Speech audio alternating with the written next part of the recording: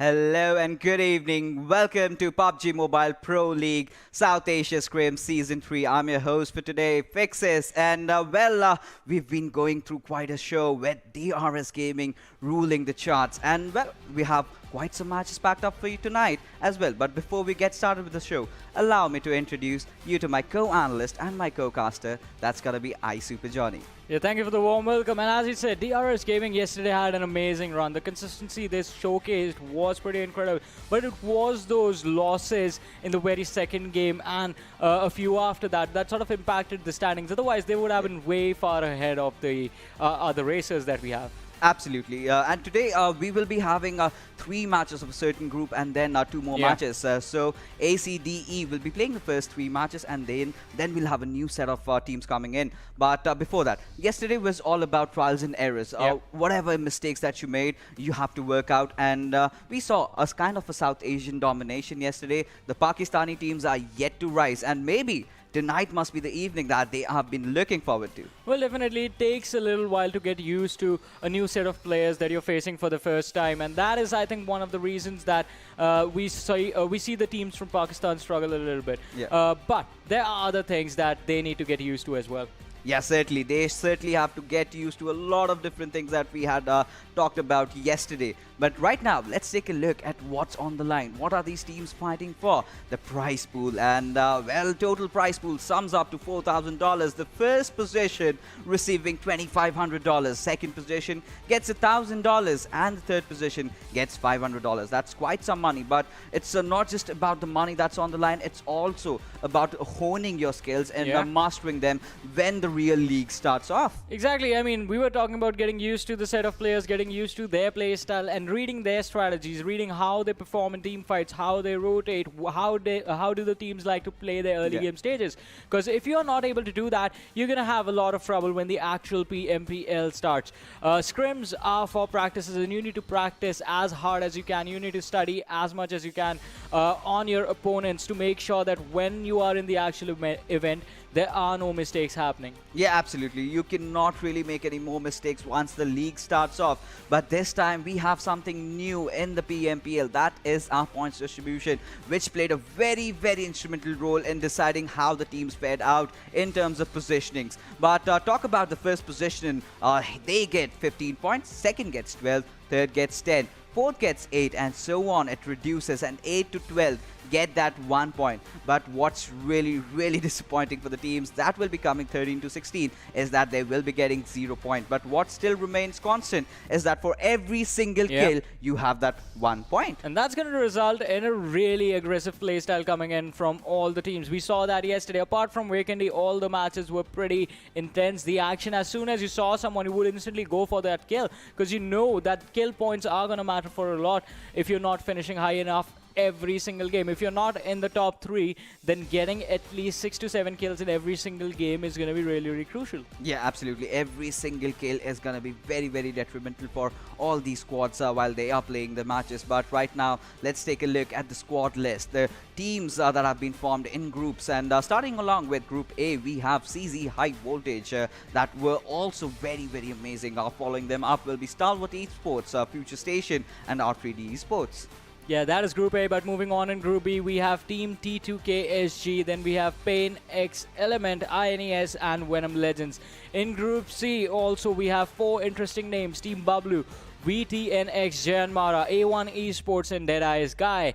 And now it is time to have a look at Group D, where I guess the intensity just grows. Yeah, absolutely. Starting things off in Group D is Abrupt Slayers, Assiduous Esports, DRS Gaming, and 24/7 Gaming. So moving forward, also towards Group E, we have 7CZxHIGHVOLTAGE, SCYTES, PN Crew, ElementriX. So this is one group that just played that one map yesterday. So they will be playing most of the matches in today's games that we have lined up. And starting things off in Miramar. That's going to be really, really interesting, because if you recollect that game we just casted, Captain and Chari, those two amazing lads, the way they played, the way they showcased their skills, despite the fact that VTNxJyanMaara had most of the circle, the way they entered inside and the way they got that high ground advantage, That was so beautiful. But before that, let's recap what happened yesterday. Let's take a look at the leaderboard and see how the teams had fared off after the 5 games that we had yesterday. And starting off on the first position is DRS Gaming, 71 points. That is what they had secured for themselves. Not too far behind is Code Zero High Voltage with 65 points. I think the gap is still not big enough. Teams can still catch up. But yes, the top 3 are in a league of their own. Then Abrupt Slayers as well. A1 Esports, Bablu a little far behind. And then we have DEADEYES guy on the 7th position with 38 points. Points clashing with Stalwart Esports, who also have 38 points. But as far as skills is concerned, I think it is High Voltage who are showcasing what aggressive playstyle and aggression truly means. Yeah, absolutely. Getting the maximum number of kills out of the matches, and that is exactly what we had been harping about, me and Ocean, that you need to go for those kills, you need to commit. Well, as we move down the line, we have 24/7 Gaming with 25 points.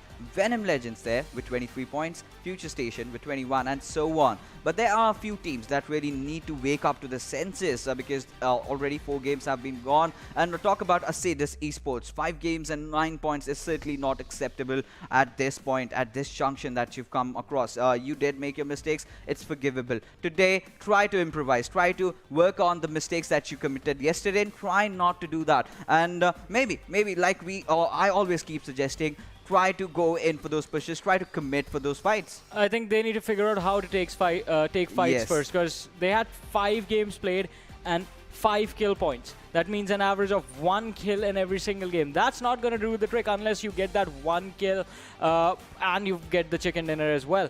Yeah. If that's not 16 points with that 1 kill, it doesn't even matter. Yeah, of course. And alongside that, since these are the scrims, these are the matches where you can try out different strats. Try out your plan Bs, try out your plan C. Look what can really go wrong. But what never goes wrong is our schedule that we have lined up for you today. And we will be starting things off in Miramar. That's going to be the match number 6. Moving forward, we have Vikendi. And well, today we have 2 Vikendis, not just one. On the 8th match, we have Erangel. Again, we go down to Miramar. So 2 Miramars and 2 Vikendis. So today we're not getting that fast-paced action coming in from Sandhawk. And we will be ending things in the frozen tundras of Vikendi, as they definitely will be going red. Yeah, that is definitely going to be a red map indeed.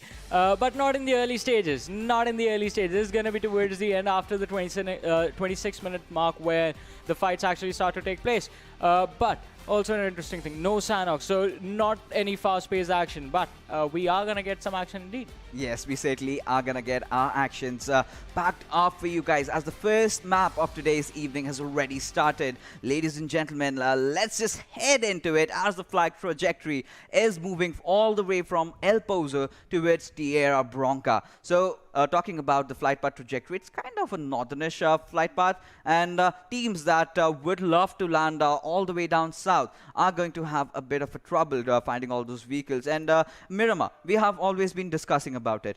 Try to predict where the circle center goes and then pick up a spot, pick up a high ridge advantage, just like what VTNxJyanMaara did yesterday, and at least survive till the final circles. At least have 4 or 5 kills from all the tippity top that you are holding from that position. Have 6-7 kills, even if you die on the 4th or 5th position. When the overall standings come out, you will find yourselves in the top 3. You definitely need to be in the top 3. Otherwise, there's going to be some trouble.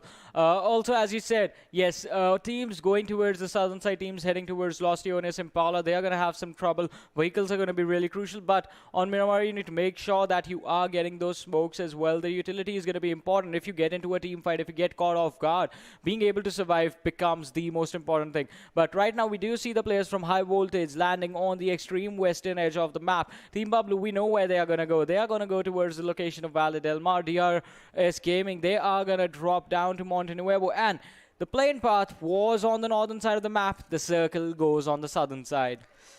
Okay, the circuit, the Pubg gods have thrown a curveball right off the start, and it's going to be really, really tricky. So many teams are dropping off on the northernish areas. Now they have to somehow find their way inside the circle. What would really be apt over here if the teams take those eastern side route and just come all the way from the eastern side to the southern side? That might really work out well. But talk about 24/7 Gaming. Raza has spotted out the players of Abrupt Slayers, and then Nova X will be moving with his vehicle and has been spotted out. It's the fight is just happening somewhere around Hacienda del Patron and those open areas, those compounds that we have. So the thing with Miramar is that you need to keep your basics right. You need to know how to position yourselves during the fight. Of course, have the right weapons and to engage in the right, in the right spacings, right? And now, well, 247 and this early phase, I would love the teams that they just focus purely on looting. Try to not take or try to not force enough fights. Yeah, if a fight is coming right in on your face,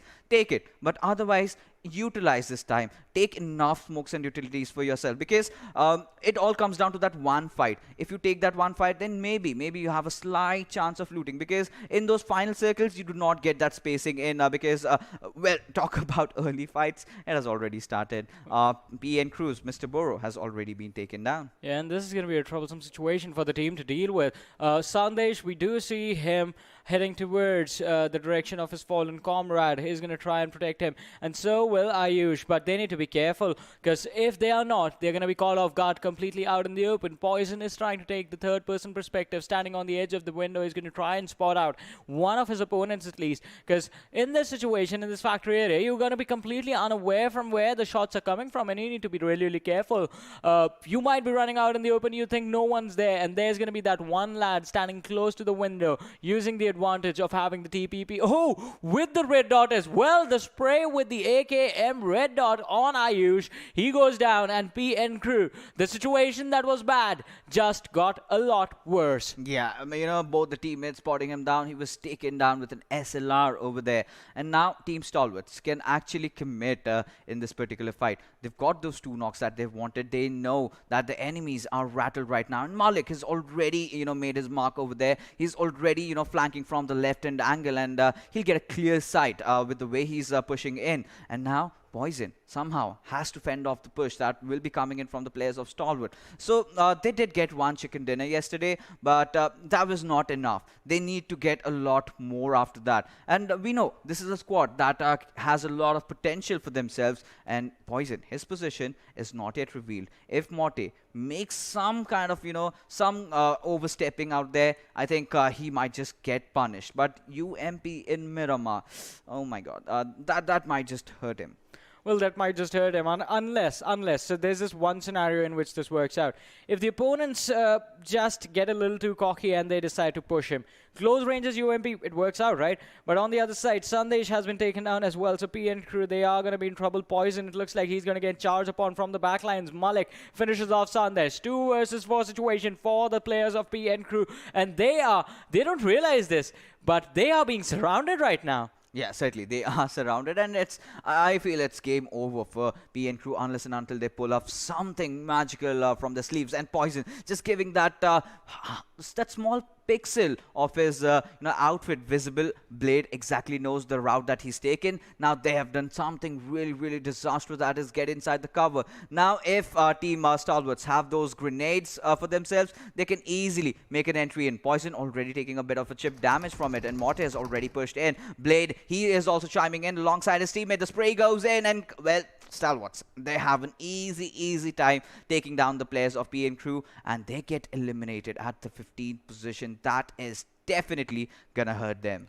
That is definitely going to be, as you said, it's going to be hurting them a lot, but 4 kills already for the squad. They are going to be pretty happy with this. Moving forward with a lot of points already in the early game stages, that's going to put you in such a comfortable zone to do whatever you want. I mean, there's always this one marker. Previously, that used to be getting 8 kills.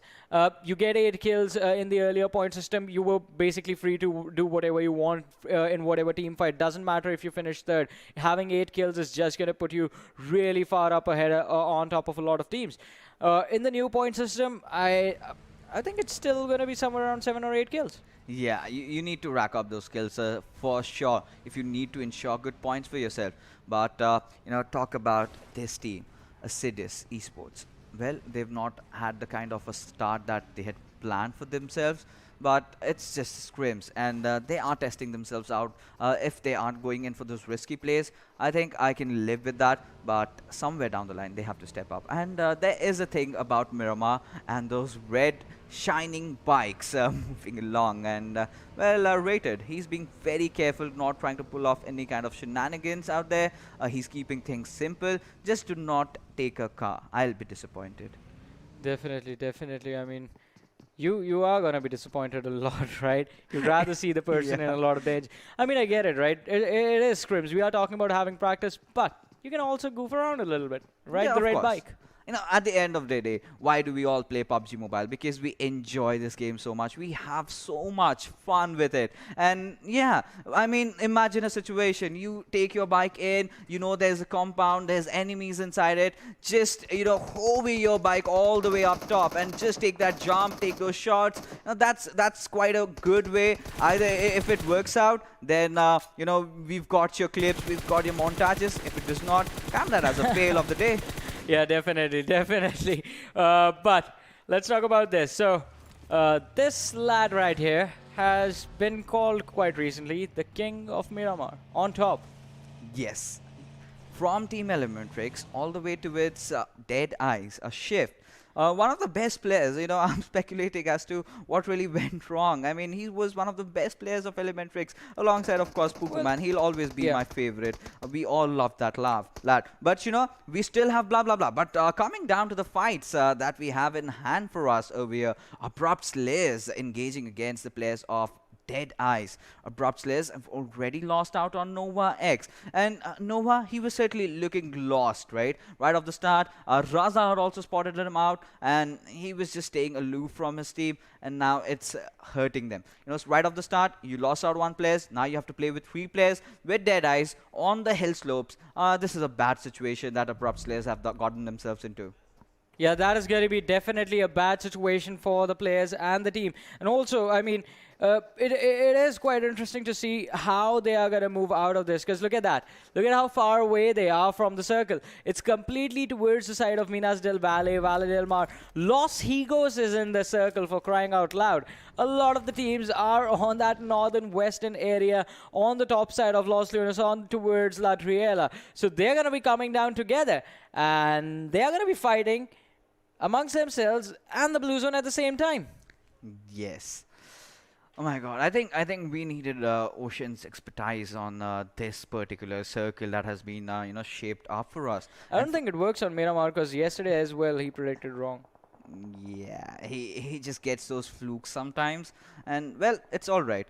Bablu, they are sitting right in the center, and the players, they're all surrounding them. They're all coming around. But the southern area, imagine, Johnny, we get to see a Los Ego circle. I don't think that in a lot of PUBG Mobile matches that I've casted, I've ever casted the complete southern island circle. I've been close. We've been at Valademar. We've been on those southern side edges of, you know, just those areas of Los Leones. We've gone there, but we've never charted into Los Higos. So, well, a Los Higos circle will set all these teams, you know, panicking. How do you cross that bridge? If there's a bridge camp in this. We've seen a lot of bridge camps in Erangel and even in Sandhawk these days. But Miramar, that's going to be an interesting way to die. Yeah, that is definitely going to be quite interesting. But look at this.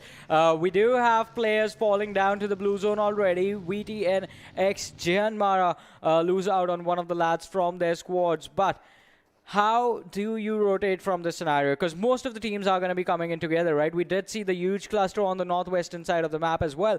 Right now, almost reaching the center mark. But Bablu could be in trouble as they are taking some shots in that direction, although no damage has been dished out to a single player. You need to make sure on this match, on this map, if you are going to shoot, you are landing some damage on your opponent. Otherwise, you just end up give away your location. And location and positioning is going to be of the most high priority. R3D, they are going to come in contact with Extreme from the squad of JyanMaara. He has one of his teammates knocked out. The revive is never going to come in for that one lad. So JyanMaara in this match are going to move forward with just 2 players. Lucky for them, though, they are going to get one free kill as Walker from R3D was super late with his rotation and just got knocked out by the blue zone. Yeah, absolutely. And he's going to commit to it. He needs those meds that he has. He needs those smokes that he has. But Gunnar, look on towards your right hand side.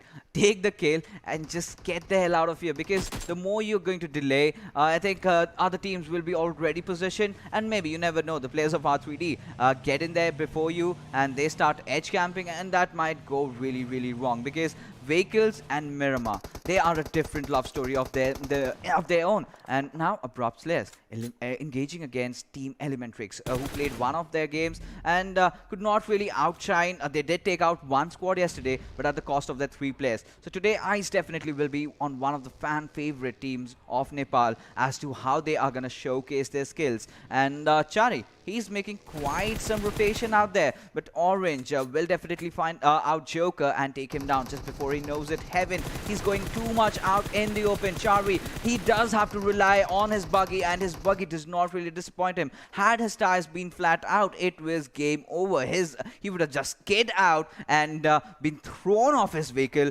and then, you know, what would have followed? Well, definitely what would have followed would have been an exit from the game. But this is going to be quite interesting to see how things turn out for the squad of ElementriX. And with the new lineup as well, it is going to be, as you said, on top, one of the best performing players from the previous lineup, who used to, at one point during the during PMCO, the spring split, you used to play for TDP. From there on out, moved over to ElementriX, and now finally we do see him with the squad of DA. A lot of roster changes, but the one thing that remains common with the lad is going to be wherever he goes, he outshines everyone else. Right now on our screens, it is the players of Team Bablu have slowed the pace down quite immensely. Yeah, they've kind of slowed the pace down.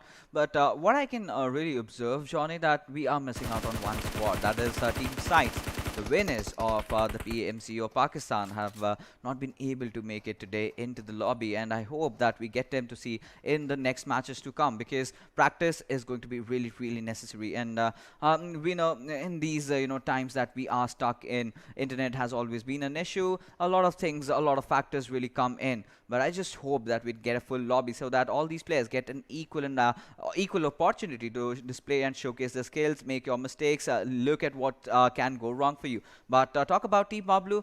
Well, they have a good position. They've got a good reach, around which they can play. But taking a look at Ozzy, he's taken quite some damage out there. And Kuni, he is a murderous assassin. We know that. But what is he doing right now? He's going out too much in the open. And Rated, had he not been lobbing those grenades, would have spotted Ozzy with his pants down and could have taken him easily out there. But Assassin is not letting that happen. This is a perfect crossfire that they have set up. But Assassin, that grenade will just miss him out. Still 50% of HP down, and Assassin is in such a bad position, and Rated will spot him, will take him down, and will make no mistakes in going also in for the finish. That was a prone duck. I mean, the saying is it's like shooting sitting ducks, right?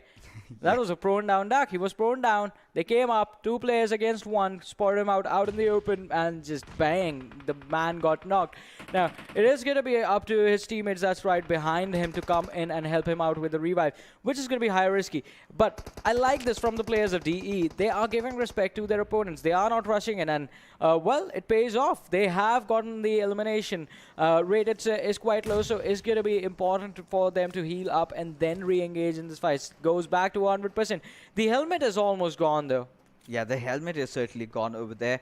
Now, DEADEYES, Rated sir, we'll have to see how they approach to this scenario, because I really felt that had they kind of wanted to engage, they could have gone in and could have got one more kill. But yes, like you mentioned, the moment Rated sir went in, I knew that was game over for Assassin, because 2 players were going in from the top. They had the first vision, and well, Assassin was prone in, so his movements are restricted. He cannot move much. Either you hit or you miss. But like you said, he was hitting dark, and he was certainly helpless over there. But DEADEYES, having a good high ground advantage for themselves, are on the edges of the circle. Now the circle has taken a shift all the way towards the southern areas of Menaste Valley, and Team FutureStation find themselves in the center. All that we have to see, I just hope they have a good amount of scopes and good utilities so that they can fight and defend the squads that will push in.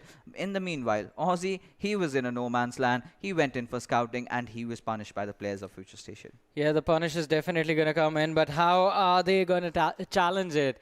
How do you come out from a bad situation? That is the question that the players need to ask themselves and figure out the answer to. We are 17 minutes into this match, still 14 teams alive, 48 players still in this match. Stalwart Esports taking a little bit of damage as they come into contact with the players of 247. ElementriX also getting and becoming a part of the action. But DRS, they have been spotted out in the open. Oh, bad ref. He spots out one more. Cooney from high voltage, but the shots have not been fired. He has a Mini 14 in his hands. He's trying to take out the escape vehicle that the players of high voltage has. Mr. Yozu, he has got up to the flank of the players of DE, can actually go for the finish, but he is always the aggressor for his team. He needs to be careful. He needs to somehow just delay this fight long enough for his teammates to get into position. And having watched him play for a really long time, we know this. He is going to do that. This man knows how to hold his ground and not get pushed back. Yeah, absolutely, Mr. Hyozu. In fact, he's making those aggressive plays from the left-hand side, but, well, he was too much in the open. Now he gets punished by Wadusa, and he'll get finished before even he realizes that he's not in a good position. But now, well, there is quite a fight breaking down. Maybe Havoc, I do not know if blah blah blah does acknowledge his position inside that small compound and just proning in, giving away your position. That's going to be a 1v1 fight. Havoc has definitely dished out a lot of bullets and a lot of damage onto him, but the backup will definitely come in any single moment. And how long can he hold himself off? That is the golden question over here. But Shifusa will spot him from the sideline. This is a different squad, my friend. And DEADEYES, they've got 4 kills, all of their 4 players intact. In fact, now they have got their eyes set up on the squad of Team ElementriX. Let's see what happens in this fight. I mean, we are going to see and we're going to find out what's going to happen. ElementriX, they have been pinned down in that one compound, and Shifusa, he has his crosshairs set. Was down literally just a few bullets, reloads, instantly comes back up to 30 on that Scarrel. Blah, blah, blah is going to have to figure out a way to get out of this tough situation, and it is going to be quite interesting. He has a nade in his hand already. Mr. Yuzu has been finished off. The nade is being cooked. Is he going to toss it perfectly to get a knock or at least dish out some damage against the players of DE? No! No, but Wadusa's nade does connect, and it is going to be blah blah blah who's going to be taken down. The finish should come in any time, and these teams are going to have to do and be done with this fight right now, because in 11 seconds, they're going to have to move into the circle, which is quite far away from them. Also, there are other teams that are focusing on them. They've made a lot of sounds. R3D, Anubis, he has been caught completely off guard. Shifusa on the other side spots the players of 7Cs out in the open, down in the ditch. Goes for the shots, does not connect, but has given away his location now. On the other side, the players of 7C, they have the smoke, so they have the cover, but that's not going to matter. Rated is going to catch Hungry Box out, and he is going to get a knock. There's another teammate right next to him, so they can get the second knock as well, and after 2 knocks you can charge in quite easily against that entire team. There it is. TA has been taken down, but they are driving right over them. That is going to be a bad move for the players of DE. Love, he is trying to deny their skills, deny his teammates from his opposing team, but is he going to be able to survive as they get charged upon? Rated Sir, quite overextended, gets a knock on Memo as well, and I think 7C, they are going to be out of this game, but not before R3D. R3D get eliminated on the 14th. High Voltage go down on the 13th, and I think 7C, they are going to follow them in the demise quite soon. Love is the last man left standing. He goes down. Oh, Hungry Box was back on his feet. He survives, gets a knock, but he's not going to survive for long as they take an exit by the hands of Shifusa. And DEADEYES, what a start to today's evening. The way they've been playing, the cars flying out, perfect flank angles. Had one of their players not been knocked out, this could have been a clean sweep for them. But Team Bablu, they are still alive. Meanwhile, Bad Rave from from FutureStation is lobbing those grenades in, and that will do a lot of damage out onto its players. One more following Molotov can finish the deal for the players of FutureStation. They can eliminate a whole squad. The leaders, the standing toppers, they are in a bit of a pickle as Nima has been taken down, but Mafia Ninja somehow still holding his ground tight and straight. Bad Rip, another grenade goes lobbed into the air, but it'll just shy away a bit too far. But Mafia Ninja, well, he's built a fortress from the vehicles that they had been rotating around Gyalzen, taking damage from elsewhere. Bullets are being fired left, right, and center. It's absolute pandemonium, ladies and gentlemen, for you guys right now. Yeah, definitely. I mean, the pandemonium is going to be quite chaotic. 8 teams remaining, 27 players alive. DRS, they are moving in like one unit. Look at the players just jiggling as they move and trying to go in a zigzag pattern to avoid any shots. But that is not going to matter. Nima is going to be taken down, and Mafia Ninja as well. He's super, super low. Machine is playing like a machine, and he needs to. It was just him standing for his team a few seconds ago, but Tamim is on his feet now as well. Machine is super low. The nade being tossed towards the direction, but he takes one as well, and he is gonna be in so much trouble as the entire squad of DRS Gaming, they come in. Tamim needs to be careful. The last man left standing gets finished off, and it is gonna be, well, Bablu picking up the kills out of everyone else. Yeah, absolutely. And Bablu had such an amazing position, and they did capitalize on that situation. Entering from the southern side, they did not have much to worry about on their backlines. All they have to look out for are the teams on the northwest, on the northeast, and just on the eastern areas. Well, we have the players of Assiduous Esports engaging against the players of A1 Esports any single moment, but everyone has to get inside the circle. And Shifu, sir,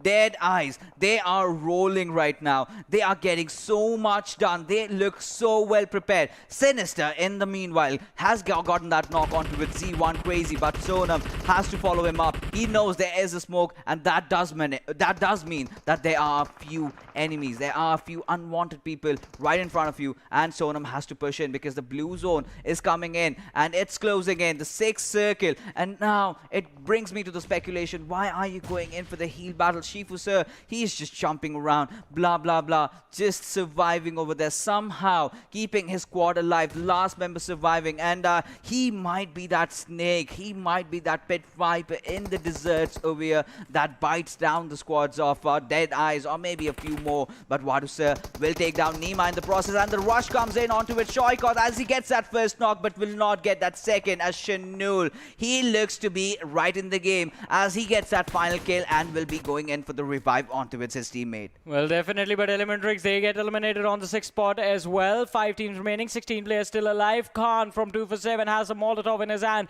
throws it towards the opposing players who were on that low ground in comparison to him. But it is going to be a tough situation for these lads. DRS Gaming right now just playing the very edge of this circle. They are going to be safe as long as Danny doesn't spot them out, and as long as the players of DE don't decide to charge in. But look at that. D and Bablu moving in sync. One from the top, one from the bottom, and DRS, they are going to be caught in the middle, but Zabyan is going to be dropped out by AJ. AJ traded out by Danny, and Vadusa comes in, goes for the shots, misses his opportunity, and is going to be shot back at retaliation.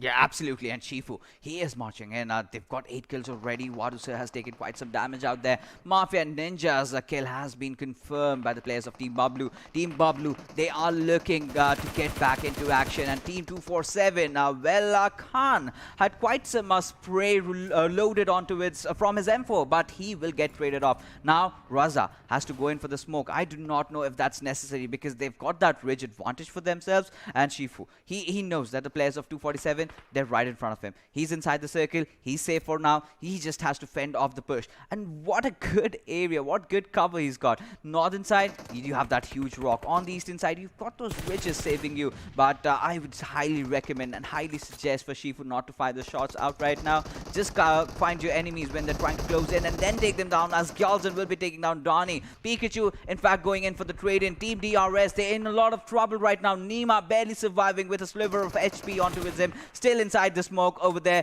Nima getting that kill confirm onto it, Zibion. But 247 Gaming, Rahman, he is still there. You can never rule out one of the bees from Pakistan. But Assiduous Esports, an amazing outing this time around. And on the 4th position with 5 kills. DRS Gaming also go down. But Bablu, they still survive. It's going to be a clash between the Titans over here as we just have 3 teams remaining. Yeah, 3 teams remaining, and it is going to be quite an intense matchup. DE from the very start of this match have been looking quite comfortable. So it comes down to this. 247, Team Bablu versus Deadeye, guys. You were saying the teams from Pakistan were struggling a bit. Well, they have answered you. And there are 2 of them in this final fight. Wadusa has been dropped out. DE, they're going to take an exit on the 3rd position. It is between 247 and Team Bablu. Gaming, once again, just standing up for his team. Look at Rahman. He is split up from his entire team. Just playing alone, and he can be caught off guard. Oh, Raza just barely surviving with a pixel of HP, and he's going for a revive on his teammate.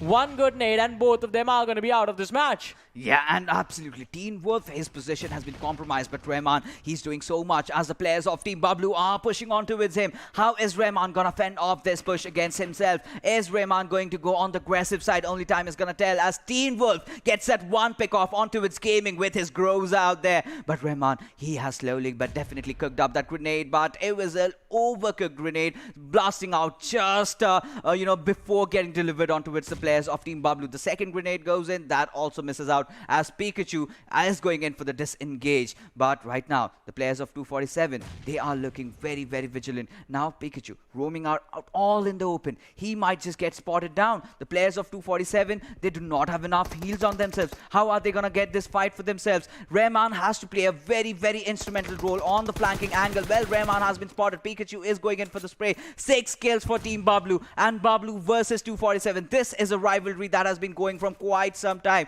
Also, we got to see most of this in the PMCO, and 247 definitely did outlast Team Bablu. They did come second, but today they are gonna look to change things around. Team Bablu, they want the chicken dinner. 3 of their players in one single direction. That might not really work out for them. Yeah, they are grouped up together. 1 good grenade can dish out a lot of damage, and it is going to be Teen Wolf and Danny right now who have fallen down. Raza falls back. He is really low. Khan is also on the back lines. So 247, they are relying on the firepower coming in from Rahman and Gaming to engage in this fight. And the utility as well. A lot of smokes have been popped up, and this is going to be quite intense. Out in the open, all the players prone down. Bablu have a slight altitude advantage because 247, they're going to have to climb up this slope to take this fight. And they have found Teen Wolf. Danny is going to spot out next, and Danny is going to be taken down. That leaves Pikachu, the only man left surviving, and he's given away his position. Rahman has been taken down. 1 versus 3, 1 versus 2, but Pikachu, he's not going to survive for long. He gets taken down, and 247, they get the chicken dinner as Bablu is just going to finish second in this first match of the day. What a start for today's evening.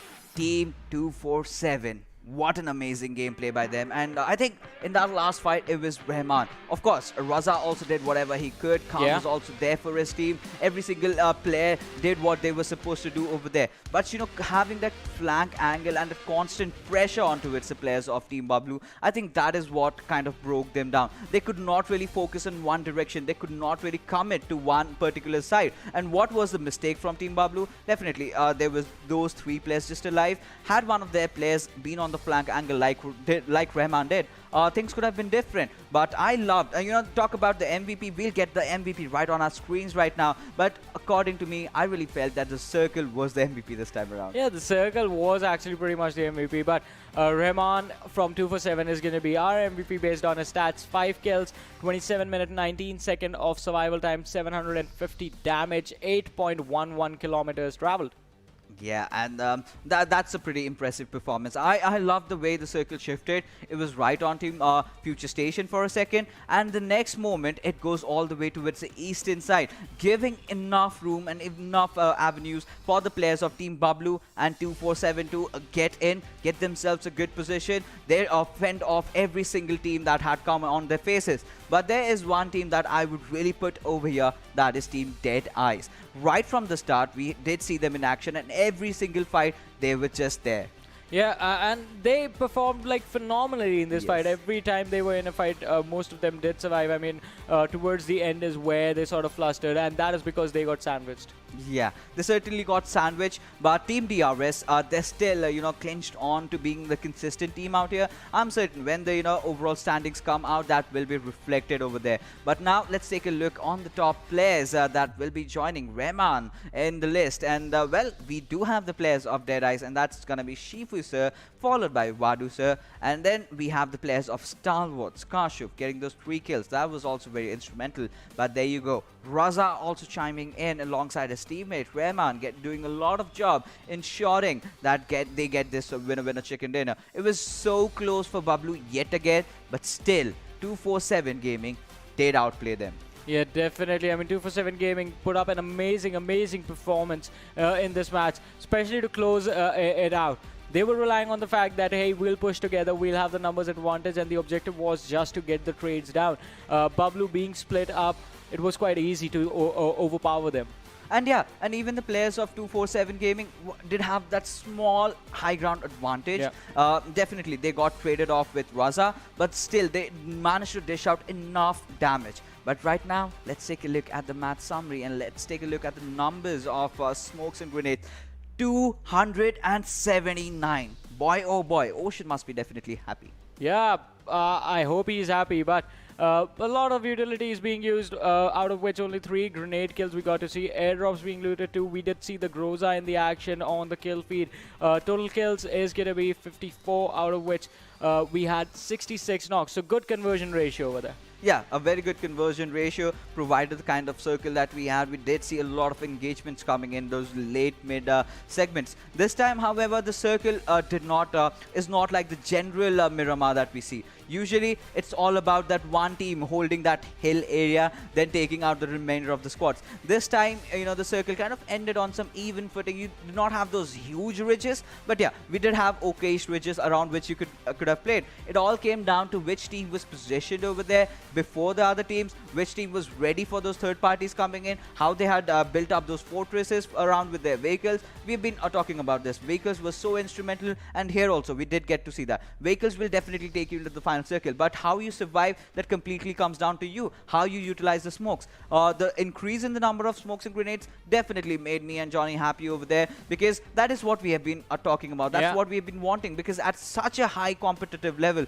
those those instances where you have that smoke, that will save you sometime or the other, and that is what happened with a lot of squads. Exactly. Hey, see, everyone has the ability to flick and shoot you in the face, but what separates the best player from the rest is going to be their how smart they are, how they look at the game, how much importance they give to the utility inside of the match. And that is why most of the high tier players, you see them carry in a lot of smokes with them, a lot of grenades, a lot of molotovs as well. Molotovs can be used to flush out opponents from choke points or to deny pushes on yourselves. Grenades to dish out a lot of damage, to take down clusters of players that have been grouped together and to punish them for that. Smokes just to deny vision, create an opening for yourself, to create pathways for you to actually safely make it into the circle. Yeah, absolutely. Gone are the days when we used to have those 300 bullets in our bags. When I was playing competitive in those season 3s, season 4s, a lot of players just used to carry a lot of bullets. There were, teammates that used to, those 300 bullets even fell short. So you have to carry even more for them. And nowadays, we see all these players using a lot of grenades out there, have 6-7 grenades at least per player. Along with that, also the smoke grenades. But right now, let's take a look at the map standings and see how things boil down in the map of Miramar, with 24/7 Gaming winning this one out with 10 kills, earning themselves 25 points from this game. Yeah, but look at that. Deadeyes, guys, on the second position in the standings. 18 points coming in for them in total. Bablu are going to be pushed to the third. They have 18 points as well, but not enough kills. DRS still being consistent on the fourth position with 13 points. Yeah. DRS, they've been consistent, and this will also reflect in the overall standings as we see. But I'm really happy that finally Assiduous Esports, having a very disappointing day, have managed to come back in. 10 points is a very, very good start. But ElementriX on the 7th position, I mean, I kind of expect more out of this squad. because I've seen them right from the start. When I started casting, ElementriX was one of the first teams that I used to cast, and they were so amazing. That time things used to be different. That time they used to have a different lineup. They initially came in, they were struggling at first, but once they got their paces in, those were the first South Asian teams to get the chicken dinners. I still remember how beautiful that squad is. But as we move further along to the bottom half of the table, few of the teams really need to step up. One of them is definitely gonna be PN Crew. Abrupt Slayers, one of the winners in the last Miramar map we had, did take an early exit. So this kind of displays and showcases how equally balanced every team is. You can never say that it's a one-sided game when it comes to PUBG Mobile, and all the teams stepping up are actually proving a point. Well, definitely, and they have proved a point for themselves. But this was just the first match of the day. We still have a lot more to go. Yes. We still have 4 more matches to go. And after every single game, you need to make sure that you are moving up in the overall standings, because that is where it matters. Yeah, absolutely. And now let's take a look at the overall standings and see how the things are paired out for every single team after so many games played, 6 being the exact number, and DRS Gaming still holding on to that lead, and rather I must say they're increasing on it. And 84, the gap certainly has been built up by the champions of the PMPL South Asian region. And on the second position, we again have a South Asian team, High Voltage, with 66 points. Following them up, not far behind, is the team of VTNxJyanMaara with 63 points. But finally, Team Bablu have gotten themselves back in. They are looking promising. They've been consistent. That is one of the things that I can safely say. But 24 kills, you know, provided that it's Team Bablu, I would have loved to see something around 44. Yeah, definitely. I would have loved to see more kills on their side as well. But moving forward in the standings, let's have a look at the teams that do not have, aren't having a good time so far in this tournament, in the scrims. So 6 matches have gone by. For certain teams, it's going to be 4. For certain teams, it's going to be 2. And SCYTES missing out on this match entirely, because like there were just 15 teams in here. They are going to be punished for that by being played, like they're going to play less matches, basically. But on the other side, look at that. We still have PAINxELMT as well. 4 matches played, sitting on the 17th position, INES on the 18th. And Assiduous Esports, as you were talking about them, finally a decent performance, I have to say, coming in. Do climb up, 19 points for them right now. They have a very, very long way ahead. Yeah, they certainly do have a long way ahead, but you never know.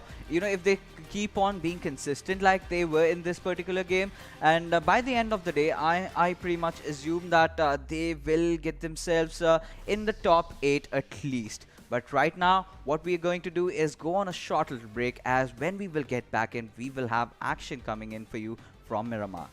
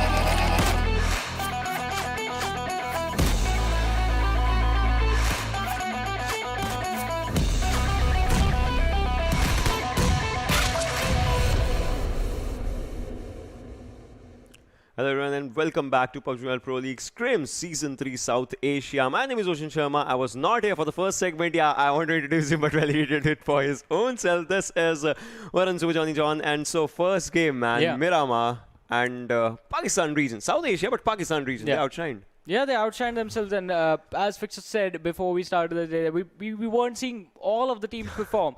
It was Team Bablu who was somehow managing to stay in the top 5, top 4, but apart from that, rest of the teams were quite below everyone else, the rest of the competition, and in the last game, they showed up big time. But I think the last game, if you want to make a highlight reel, most of the clips are going to come in from the players of Deadeye.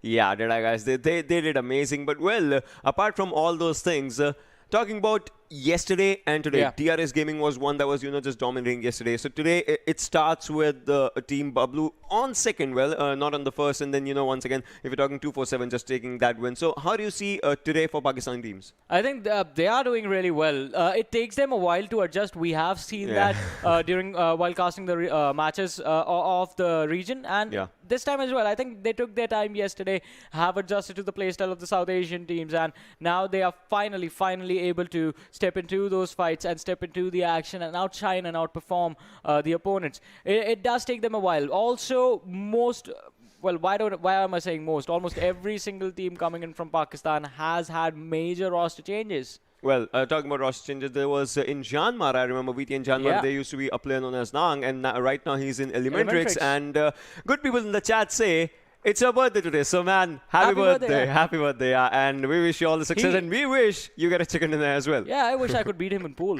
Because last time he destroyed us, Yeah, that guy is amazing in pool. Well, this is PUBG, and if you're talking about PUBG, well, he is a beast in that as well, if you're talking about it. But, well, talking about Vikendi, where do you see the shift going?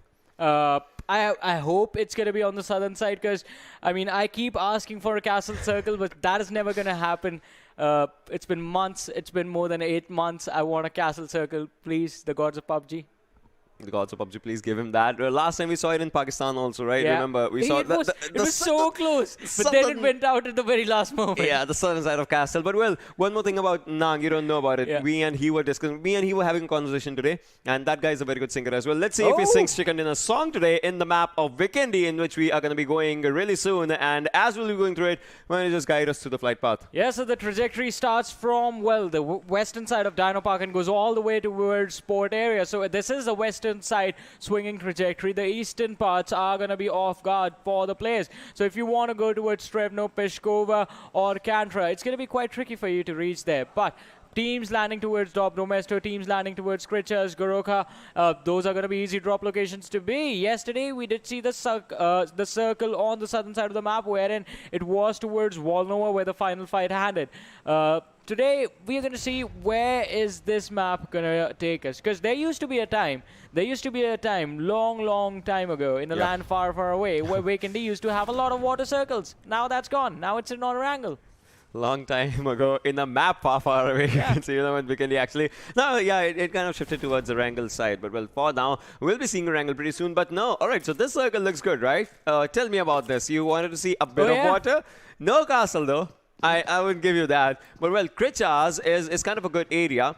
I'll tell you, one of my good friends, Blank, kind of hates Krichas. I know that for a reason. But, well, Krichas kind of looks like the center side of the circle. So if the circle is shifting towards the northern side, that will be happening. But R3D sure. I don't know, I saw a plus sign right next to him for some reason. But, well, for now, if we're talking about everything, so many teams are outside the zone. They have to get inside the zone, and once they do, it will be really clustered up. And the first circle, you have 30% water. That means, it kind of makes you pressurized. Yeah, it is going to be a pressurized situation because the circle on Vikendi keeps moving towards the center. That means it is going to have a lot of water up until the later stages. But on the other side, before this match even starts, I think ElementriX and Deadeye, they have really good start to this game ahead of everyone. Because look at that. Deadeyes, they are on towards Sport, and ElementriX have taken control of Dobro Mesto. 2 places right on the edge of the island, and since the circle is on their side as well, they can be safe. But Blank, he hates Krichas, but Krichas is gonna be a high priority location in this match. Oh, look at this, look at this. Well, for now, we're talking about areas like Milan and whatnot. Their fights are happening. But on the other, 7 Seas Love takes down one from SCYTES. And SCYTES, they are not looking in their, I wouldn't want to say element, if anything, because yesterday also they had quite a bit of a bad game. We're talking about it, but right now, Anubis, the God of Death, needs to take a few people down. If that person does, that is going to be looking pretty good if you're talking about it, but well, we'll have to see how it just comes up for right now. But look at this, 7 season Memo, he's moving outside. I mean, Memo needs to go onto a different direction where he might or might not just try and meet some other people, either from his team or some other different kills if he can get those easily. For now, Phobia is trying to spot the players. They also need to get inside the circle. 1300 plus meters is the distance for them and the circle. And Tommy Mera, once again, looking quite strong. Yeah, Tommy Meta is definitely going to be there, but CZxHIGHVOLTAGE, they are in trouble as Abrupt Slayers charge upon them. Phobia is going to be forced to come down on towards the ground floor, but can he be caught off guard? Oh, that jump from Nova. It looked like something out of a Daredevil stunt, but he's going to get punished for that stunt. The snowmobile is right in the middle of the two houses, and Phobia does manage to catch Nova off guard, and he is going to be knocked down. CZxHIGHVOLTAGE, even they have a player down, so they are not going to go too hyper-aggressive in this fight. Now they just might, because they have knocked out Joker. It's going to mean it is going to be a tough situation for the players of Abrupt Slayers to deal with this. Heaven, he has spotted out Phobia, but Phobia has his teammates coming in the form of backup. And it is going to be quite an interesting scenario, because he has an SMG. In the extreme close range, this weapon, it's going to be pretty deadly. Plus, the fact that the players of 7Cs are nearby as well. Oh, he takes out two. Had he just gone for a 1v3 and finished them off, that would have been iconic, man. But CZxHIGHVOLTAGE, they are doing amazing. Right now, this is what they needed to do, and they are doing it brilliantly if you're talking about the stuff. But, all right, so this is, I would say, the last Vikendi for today that Group A is going to play, because after that Group B is going to be the one that's going to be chiming in. So I see for Group A, if they need to make the maximum out of this one map, they will be looking forward for this one. Well, let's see what happens. And Abrupt Slayers Shari is moving forward. As of now, has to move 1500 plus meters if we're talking about, you know, reaching inside the circle and whatnot. We'll be seeing what happens in that situation as well. For now, we are just looking at him. But if you're talking about the circles and whatnot, 1 minute and 20 seconds is the distance that you have to, you know, is the time that you have to move in for those 1500, 1600 plus meters distance, and that's where they will be going for, looking for. Look at this. Onto the castle side is where Muffin is, as I can see. So Assiduous players, they'll also have to move in, and CZxHIGHVOLTAGE, they are once again taking those kills and whatnot. PN Crews, I can see Ayush has been knocked out. As you can see, the plus sign right in front of his name. That means he needs a revive and he needs its stat. This might be the first knock, but well, eventually as the numbers add up, your revival time kind of is on a cheeky point. So PN Crews, Ayush, he needs a revive right now. Yeah, he needs a revive right now, otherwise he's going to be in trouble. Even the previous game, we saw the players of PN Crews suffer because of how split they were from each other, and that is going to be a bad situation. Once again, I was talking about them getting punished for being split. Look at that. He's all alone in the middle of nowhere, and this kill is going to be confirmed no matter what happens. He is just going to die here. And the back end of castle, I mean, you wanted a castle circle. We are not getting that, but we are getting grades on the castle side. So that I would say that's a win-win situation, if not anything. But well, for now, A1 Esports players, they are looking really good. I mean, they have a proper area for themselves. We're talking about the rotations. They can go for decent rotations. But well, this limits PN Crews rotations. I mean, they know that they cannot go from the castle side because there is already one team which is ready for it. A1 Esports. These guys, I would say these lads are really confident when it comes to taking up fights and whatnot. Shari, once again, we are seeing this player and he has to move in solo because he has no one on his side. This is where, you know, things kind of change for Abrupt Slayers. They, yesterday, did not make much of the mistakes, but today, for the starters of Vikendi, it's quite looking like a mistake, because if this player goes down, that will be the elimination of the team.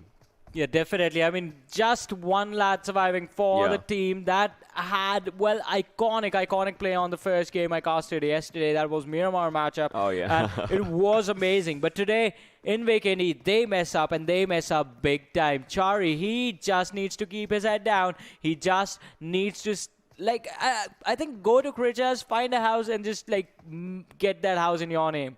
ElementriX in some trouble, though. Yeah, Nang goes down. As of now, got knocked and confirmed. I mean, serious. This team did not do well yesterday, but today they want to make it their day, and they are looking good for it. A decent one for it. Sonam, we'll have to see what Sonam actually does in this one. And there's some others as well. But for now, ElementriX, they have that, I would say, experience with them, so they'll be looking forward for that experience. Look at that. Blah, blah, blah. Actually was pretty low for that grenade. With that grenade, and he is down to, what, 10 HP. Less than 10, I would say. Needs to heal up. Is using bandages? No. Is using a proper first aid. goes for it. He might be boosted as well, and he has to move back because he cannot lose any more of himself or his teammates. So, Mr. Yuzu, I guess a good call from the IGL might be you need to come back and you need to come back right now. On the other side, AS's Crazy is looking good in this Dobromesto area. Well, definitely, and that is going to be quite interesting because, as you said, Dobromesto, ElementriX were here. They were the original droppers of this location, but now they have been pushed back. They're going to be forced to leave their house, and they're going to be forced to run away from here. And ASE, they have taken control of this location quite nicely, but it is the M16 that this lad holds in his hands. Can work out good for them if he can land those burst shot or the long distance tap shots. Otherwise, I mean, always go for the AR. Yeah, you kind of need those. Otherwise, I would say mostly in Vikendi, you kind of see those SMGs meta just, outshining. Yesterday, we saw not much, but a few of, I don't know, what do you call it? Those bolt action shots, and so bolt action meta might be returning. Not yet, but probably people will be trying to adapt it or something like that. We'll see what happens, and what just goes for it. But for now, A1 Esports players, they are also moving forward. Right from the castle is where they started. Now they are at Cement Factory, so they are moving against the circle. But I would say that's just for a longer rotation. And first circle is coming up. Alongside, I would say an airdrop is also arriving slowly and steadily onto the backside of the port. And we'll see if a team goes for that one. But for now, the teams that are outside the zone need to go for the movement. And in that, 247 is already at the coal mine area. And Team Bablu, they are moving right ahead in the direction of 247. So this might be an engagement again. Oh, there is definitely going to be an engagement if someone spots someone out. But it is going to be a question as to who starts the fight. Who is going to be the one who is going to be the initial engager? But with that, we have the first airdrop coming with the AUG A3. The cheek pad for the snipers is going to be there along with the the level 3 West helmet and the adrenaline syringe. So once again, no backpack. Even yesterday that happened, right? Yeah, well, I won't say it's an issue or something, obviously, because players will be going for it, but once again, where Team Bablu is moving, where they are heading directly towards 247 side. Imagine if they collide. The teams that was on first and second in the previous game someone might be on 15th or 16th or something if that happens. So it might be quite a bit of a situation if we are talking about it. And Bablu Dani is also moving forward alongside Pikachu as well. They have different vehicles for different players. That means a good number of cover is what they can make for themselves. A good amount of cover is what they can make for themselves. We'll see what happens in those situations. But no, DRS AJ this time just moving strong, looking strong as DRS needs to bag one because they did two yesterday. They had 2 containers, but this time they need to move forward. Spots one, takes one down. No, 2 players were taken down. DRS on the verge of losing the players, but on the other side they take down R3D's Anubis. Anubis, before actually getting himself taken down, he took 2 players down. That was impressive by him, but R3D's rest of the players are moving inside. Can this fight be any more of a weird one? Look at this. 4 players, they're getting revives and everything. Right, nice Joker's turn. A good grenade might just take a few players down. That was a good damage. That was good damage. Look at this. 2 players taken down to 1 HP. Molotov going in, just trying to take players down. But no, it just goes out. Joker is surviving, but for how long? Because he's the lone survivor. The Circle's also coming in. Circle's going to do the chip damage. 1 versus 4 for Joker. Can he just take this one? The answer might just be out here. Yes, definitely agree with that. But what I want to say was, had Joker gone in the moment he came to this compound, he would have definitely secured the kill points that Anubis worked hard for. Now, Joker is going to get charged upon 1 versus 4, and he is just going to be taken out. Unless his opponents mess up big time and he ends up clutching this fight. If that happens, I think this one is going to be clipped and put somewhere. That's really true. Well, if you're talking about all those things, I don't know how it's just, coming up. But for now, fights once again. This team is just getting every kill that they want. They are just, taking everything in their hands. And now it just reduces to 15 teams, 53 players right now. So we are, I would say, slowly and slowly, because we have turned out more than, 11 minutes. Now we are moving to the slot game. Remember the term we crowned yesterday, the slot game, the slot rounds, the slow rounds is where we are moving right now. Yeah, and you need to move slow and steady on this match, on this map specifically. Plus the game also moves slow in this, right? The time goes slow. Yeah, on Vikendi, I mean, there's a lot of ice, right? We are next to... There's a lot of resistance with the ice being present, so you have to move slow. Yeah, you have to move slow, but look at this. There are teams who are inside the circle. from Dobromestos area to the northern side of Krichas, and Krichas might be a potential area for the end point of the circle where the teams will be going. 247, Bablu, FS, those teams are right next to each other. I mean, if we're talking about FutureStation, DE as well, and Code Zero is looking really good. PN Crew is going for the northern rotation onto the port side. Second airdrop has an AUG as well, has a white ghillie suit for itself. No backpack, doesn't matter. Yeah, no backpack, doesn't matter, but now we have the players from DRS have secured 3 kills for themselves, moving from the blue zone. So this is going to be a long rotation that they have to make. But the other thing that they have to be careful about is going to be the fact that once they enter the circle is when they have to face the players of sight. Right now, they are not safe. The blue zone is still going to come in their direction. Yeah, in 10 the more next seconds. 9 seconds. 9 seconds, yeah. It's the clock is ticking, right? Yeah. We say the gameplay is slow, but the clock is not. The clock still is, moving mercifully on you. Everything changes apart from time. Time is change is the only constant thing in this world. Yeah. All right, so we are a bit of, I don't know. Well, talking about really high IQ things. There's nothing going on in the game right now. We have 15 teams, 53 players alive. It's just one team that sort of messed up a little bit, R3D. Well, I'll tell you, even if there's nothing going on in the game, this is the perfect opportunity for the audience to grab some popcorns, because something is going to happen really soon. And we're talking about some amazing fights that are going to be happening anytime soon, and our lovely audience would actually love that. 247 Khan F4 is just, moving forward right now alongside Rahman as well. Last game, I would say, was theirs, and that was amazingly theirs if you're talking about it. I mean, this and look at this, Team Bablu is there, right next to them. Exactly. So we have the minimap with us, and if we can have it on the screens, you guys will notice this as well. Krichas is really populated. It's been surrounded by all the teams. Most of the teams, well, in fact, because PN Crew, they are still sticking around the port area. And ASL, Chari, the last man surviving for his squad, he is playing along with the blue zone. He's not even thinking about getting into fights at this point. Yeah. But apart from that, everyone else is right in the center around the Krichas city. Look at that. Look at that. Yeah, just look at what you just said. From ElementriX, I would say from ASE till 247. It's like a curveball of teams. It's quite a lot of teams, and that just means one thing, that when the circle shifts, obviously that central area will be with the teams. Nothing matters. Now water is something that the circle is going the water is something that the circle is going to say bye-bye to, and so the circle moves down. And ASL's Chari, he was a lone survivor. He just now it's one thing, right?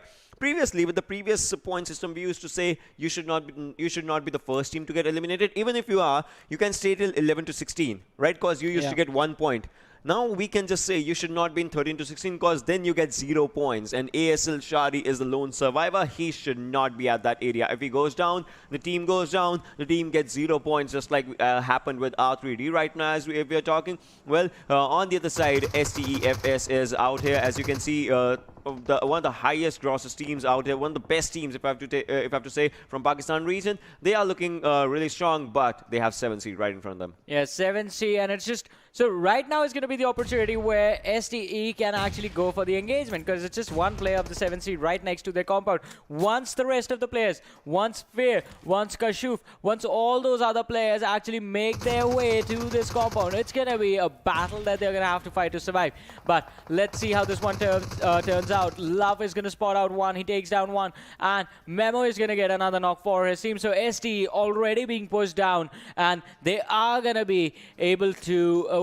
they are going to be able to fight back, but they have to be really careful, because their teammates have already been taken out. See, Blade is going to be finished. Now, Love is going to be denied the push with the Molotov, but he can always rotate from the other direction. The revive is going to come in for the team STE, but 7C, are you going to allow that?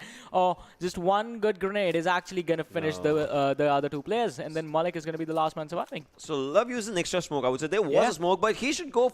If you're going for a smoke, he should go for a revive right now. You should not be rushing. And I mean, obviously, there's a revive coming up, but you should be on the backup or something, right? A backup is needed in the situation. Someone might just come in from the left-hand side. All right, they are not deciding it, but had I been in STE's side, I would have loved to take that extra kill onto my side. Well, for now, let's see what happens, as the players from STE are kind of separated. Not much, but still it's like 1 versus 2. But no, Malik takes down one. That's That's amazing. Taking his fight onto a 1v1, and this is looking again like a 3v3 situation, as you can see. And Kashav and More, they have 2 players on their side. It's going to be Memo and Fear. On the other side, as we can see, Hungrybox versus Malik is something that's going to be happening, as Hungrybox will be really hungry for the kills, and Malik is going to be out here as well. Hungrybox, you can see, is trying to move forward, trying to see that topmost area, but Malik senses him. Malik is moving from one area to the other area. Throwables are being denied onto that house, if we are talking about it. On the other side, it's a 2v2 against 7C versus STE as well onto the left-hand side of the house, but right-hand side is where things become critical. But look at this, Memo moving out. He is outskirts. Now it's going to be a 1 versus 2 situation onto Malik's side. Malik drops down. He might just take up a good fight, but no, Malik, he will be going down slowly and steadily. Not yet as of now, but on the side, VTN is taking part against SCYTES as we are talking, but 7C's all 3 players are up, and Malik, brilliant strategy being used by Malik. He jumped, he came out, while all 3 players are actually trying to find him. Well, let's see what Malik does in the situation of gunfire, as now he needs a proper cover. He needs it right now. 3 versus 1 situation. 1 person might go down. Malik goes back, but no, Mori goes down. 2 versus 3 situation. Malik takes down 1. 2 versus 2 situation in this area right now. You can see Malik has to take down another one if he can go for it. 1 HP, 1 final player. Fear should not be fearing right now if he needs to go for it, but no. 1 more goes down. Fear is a lone survivor, is using an M4. Will that be enough as he is reloading his gun? Goes for the 1, takes 1 down. Should not be finishing him as there's someone else from his behind. 1 HP, 16 bullets on this guy. How can he take this one? He does. Fear takes this one out. He switches to the SMG and finishes Malik in an instant. What just happened? Malik, for a second, just outplayed the entire squad of 7Cs, positioning himself so that his teammates could provide the cover fire, and the backup was always going to be there. But 7Cs, Fair, you are going to have to say goodbye to this match and to the points you just collected. No! Because he's going to get charged upon, but he takes on Muffin as well. No! Is it going to be a 1v4 again?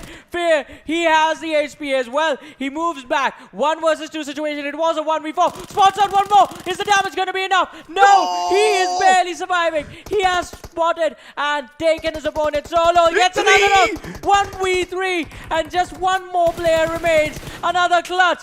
Fear, this man securing so many kills alone. There's 1 more team coming in from the rare sides.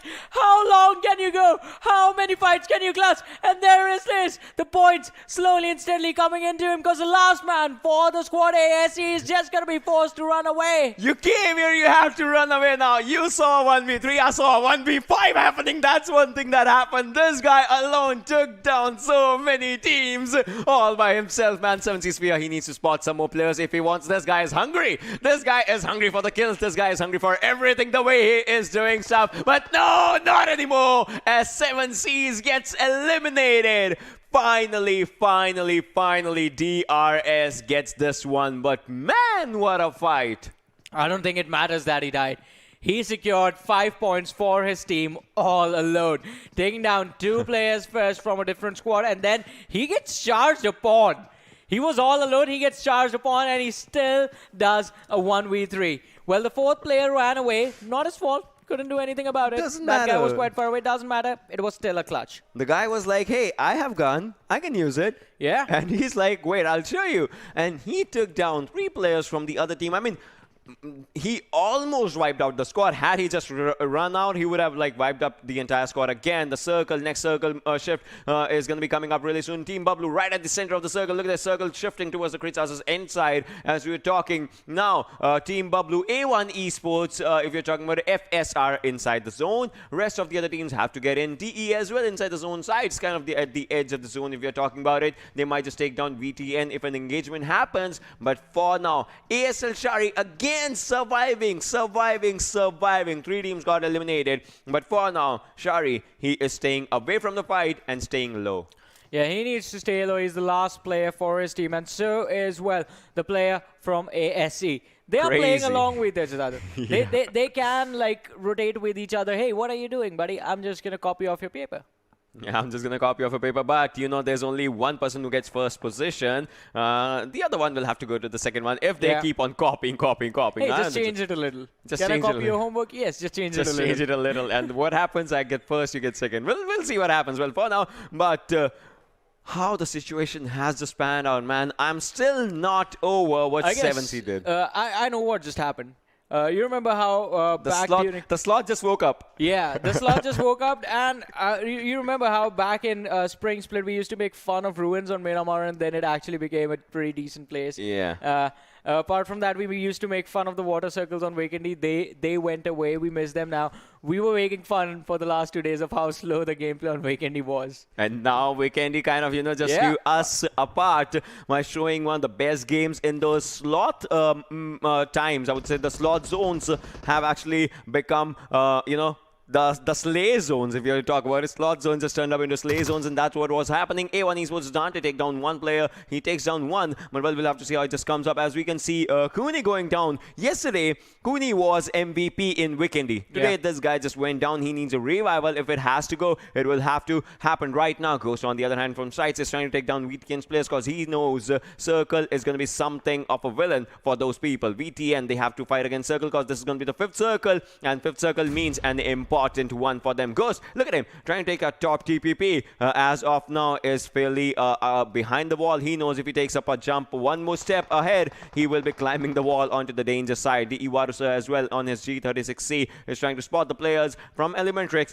if he can, because if he does it, he will be taking them down. Yeah, he will be taking them down, but DE, they need to come back in this. Oh. Jari just took down the other guy. Assiduous Esports, bye-bye from this game on the 13th position. Well, you were copying my homework, but you reported me to the teacher. So that's one thing that happened as of now. But look at this now. That's a backstab, bro. Man, yeah. I mean, well, this game kind of goes like this. It's kind of survival of the fittest, right? You have to survive if you have to go for it. But now we'll see what happens in the situations out in this one. As you can see, Warusa has to spot the players. He's trying to look for them. If he spots them, he might just take them down and circle again. Look at this. Crit chances in the side.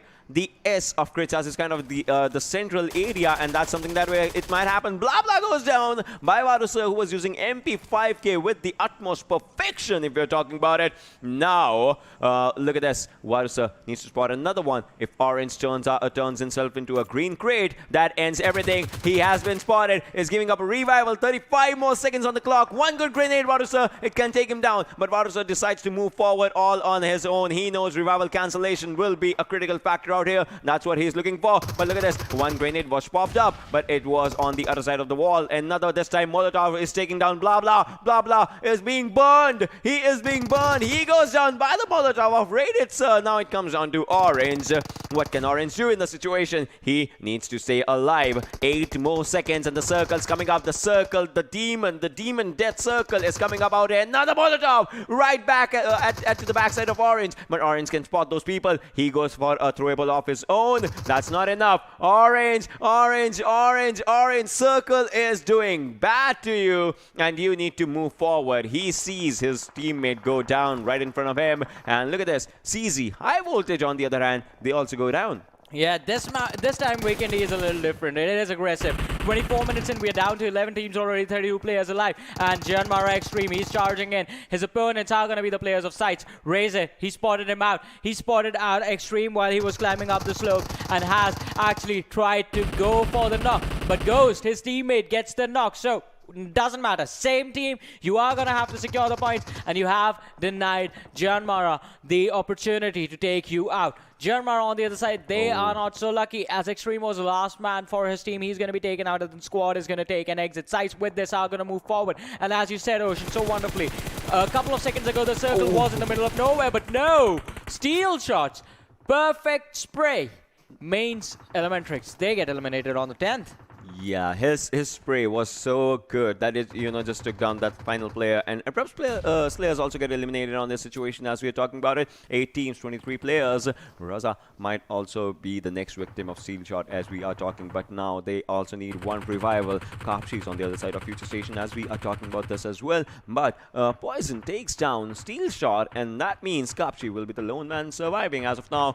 Meanwhile, PNQ gets eliminated, 7 teams surviving, 20 players out in this one. We'll have to see how those 20 players, how those 20 brains work up, because that means 20 different strategies by each and every team, by each and every single player. If a solo player is surviving, Khan if he goes with a good grenade, he can take the players on the opposite side. As a revival is coming up, I don't know if Khan sensed them or has sensed them or not. Has an AWM, has a responsibility, needs to use this one. That means at least one airdrop was looted. He needs to actually take down one player if he has to showcase that immense talent that this gun, actually has. This game is all about your talent and how you take away with it. But well, let's see. One good Molotov coming up inside the smoke, but is gonna do nothing as of now. Yeah, so Khan's position, I mean, he is in a really uncomfortable position right now. He's out in the open. He's the last man surviving for his team.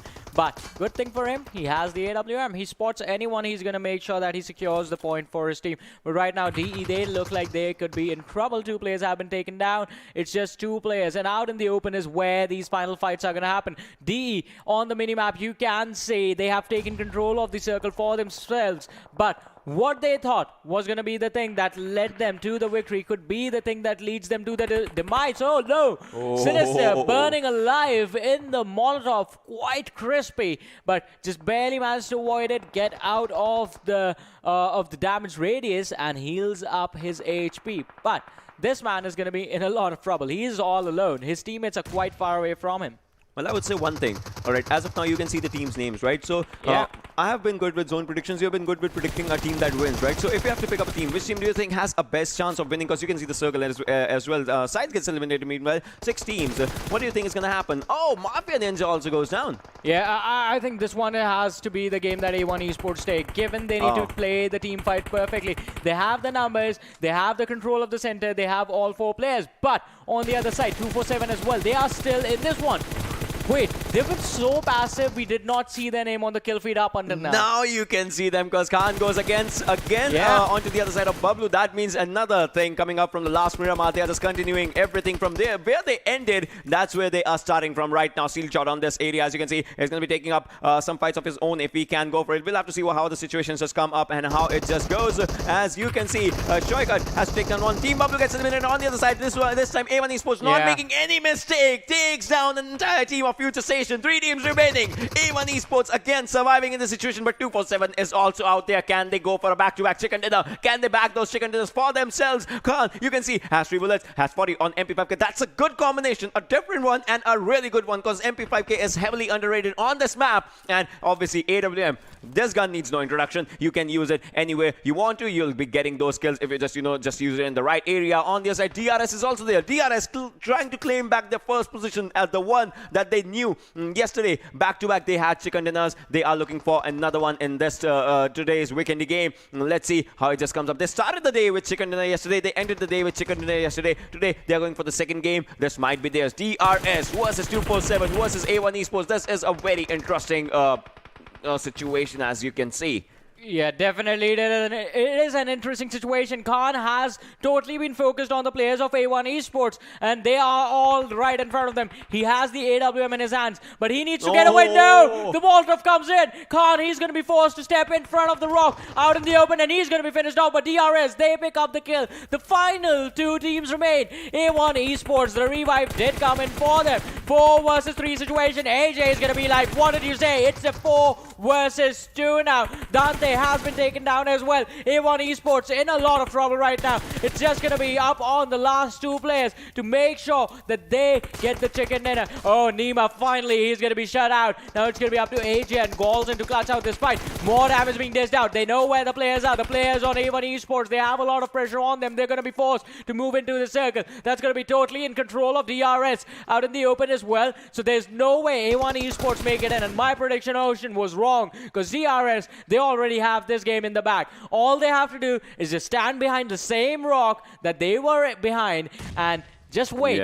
Wait patiently. No! You go up in the front. He's been split up. He can't fall back now. But Nima, he's going to bleed to his death. Steel shot. He is still alive. 6ix9ine right beside him. AJ, he's prone down. He's moving forward slowly and steadily. Steel shot is going to go down. Now that means it is going to be a 2v1 situation. AJ gets up, finds 6ix9ine, finishes him off. And that is it, ladies and gentlemen. DRS Gaming, they come back with a chicken dinner. Not just with a chicken dinner, with another chicken dinner. This is their third. Yesterday, they started off the day with a chicken dinner. They ended the day with a chicken dinner. And now they went for the third one. Meanwhile, everyone's struggling to get the first. Yeah. They already have 3 in the bag. Think about it. Hogging, 7 man. games. Stop hogging chicken dinners. Oh, it's 7 games. And they have 3 out of 7. I mean, we were talking about consistency, right? And yesterday when I came in for Miramar, you and I were talking about off camera, Yumi and Fixes, and we were discussing like one team getting a chicken dinner and then just finishing last in the second game.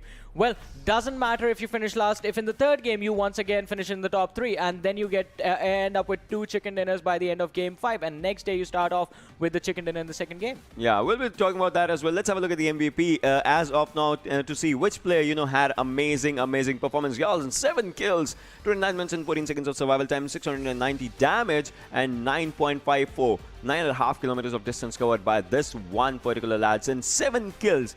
That's a big number. I was certainly hoping somewhere, if we'll be talking about top 5 players or something, we'll be seeing 7C's as well in that one, because that guy did amazing. Back-to-back, those 5 kills. Those were some amazing numbers. Yeah, definitely. I mean, it was amazing. These were amazing numbers as well, but not just from Golden, I have to say. It was the entire team of DRS. Nima, AJ, finding those openings on those players of A1 Esports, and especially I think DRS should be thanking Khan as well. Yeah. Because with the AWM, he was the one who actually made sure that A1 Esports weren't pushing in with all the 4 players. That's totally true. Let's have a look at top 5 players as well, as we are, continuing this discussion. As we are thanking some players, you can thank all these players. And out here, Fear is there. With the 5 kills of his own. Phobia, you can see 5 kills. Sinister, 4 kills. AJ with 4 kills. 663, 653 damage. I mean, those are some close numbers if we're talking about it. But Fear, nice efforts, man. You did amazing. You did something that I would say one of the best pro players in this entire world will be, shaking their hands while doing. And this guy, took down not 1, 2 different teams, not entire teams though, but yeah, 2 different teams if you're talking about it. Phobia as well, and Yolson, an important match, you just made it yours. Well, definitely. I mean, if we are gonna say someone who made this match who made Vikendi exciting this time around would be Fear and the team of DRS Gaming. People are facing their fears.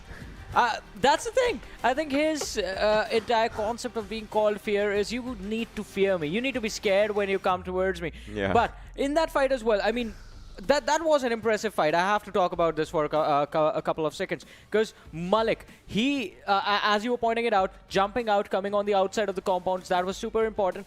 But then from there on out, as the players of 7C were approaching him, his positioning was also really impressive. Yeah. He was constantly making sure that he was in the line of fire of his own teammates. Otherwise, if he was still standing behind the wall and if the players of 7C were to engage on him, his teammates were right here. There is an entire house right here.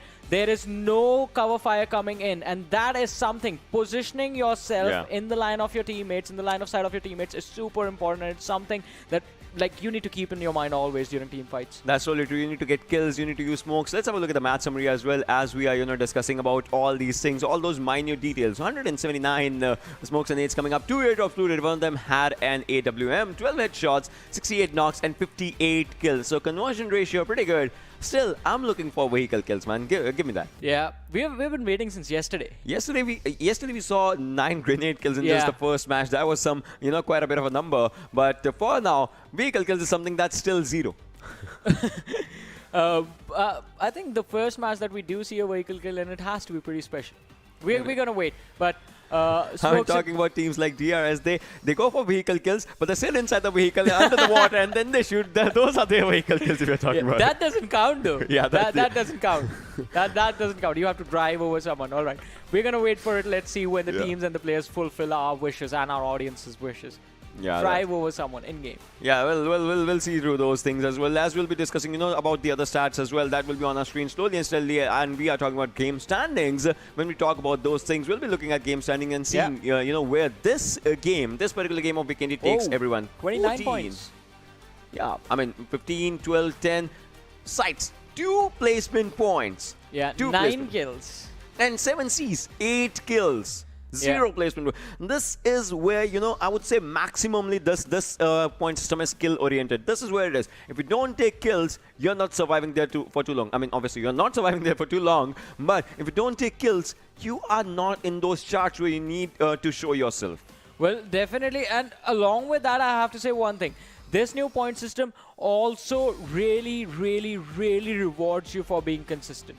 Yeah. If you are not consistent, if you are like, all right, one match we are going to get like 20 kills with 20 placement points, and the next 4 games we are just going to finish at the last position, that is not going to work out. It's going to be more beneficial for you to be inside of the top 3 and get 5 to 6 kills every single time. The more consistent you are, the better it's going to be for you. Otherwise, if in one match, if someone else pops off, they are instantly going to catch up to you and the pressure is going to be on you. That's why DRS Gaming, after this match, are going to be really, really, really far ahead of the rest of the competition, and the only time the other teams are going to be able to catch up to them is going to be the time when DRS are not going to be playing and they're going to be sitting out of the matches. But that's one thing. It becomes incredibly difficult for the other teams to actually catch them up if we're talking about it. We'll be seeing the overall standings as well as we'll be, discussing about all these things. But when they were, when they were starting, yesterday we saw, all right, 1 chicken dinner, it's good. Every team kind of gets that. We'll see one winner, right? So 1 chicken dinner, okay. 2 chicken dinners, that's a good day. But today is the 3rd. That means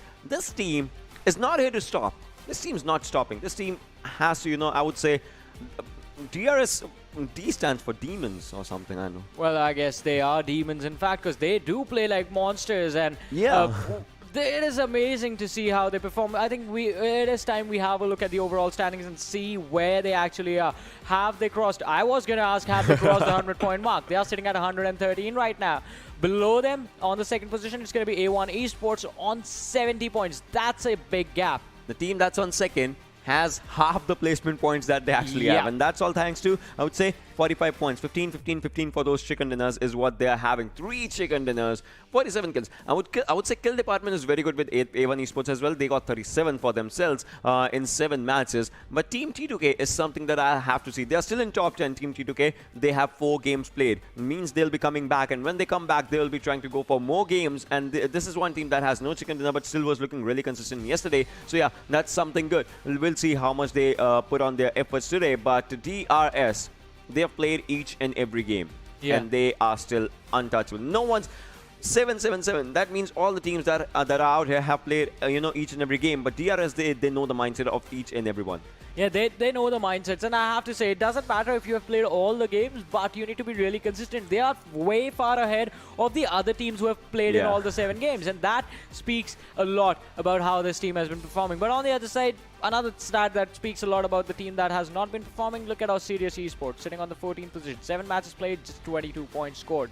Yeah, so that's something I would say alongside PN as well. I mean, PN they haven't played that much matches, but yeah, as it is something that I'll be worried about as well, right? So they have that talent, but I would say mistakes and not good mistakes, right? You cannot say it's good mistakes or bad mistakes now. It's just weird mistakes that are happening right now. And all right, so for this one, it was, I would say, it's done. But Erangel is going to be the next map. Erangel is something that everyone knows what they are doing, because everyone has played that. I mean, the maximum number of times. Yeah, exactly. I mean, you have literally played it since you installed the game, and since you were born with the game, I would say. Yeah, since you installed the game, and you start playing the match on Erangel. That's where most of the basics of the game are learned as well. That's where you practice a lot, because, well, this map calls for everything. Calls for rotations to be on point, calls for team fights to be on point, calls for individual skills to be on point, and you can't just mess up on one aspect and will come out on top. Exactly. The discussions of Erangel are over. Right after a short break, we'll be seeing the actual match, so you guys don't go anywhere. We'll be right out there soon. Stay watching.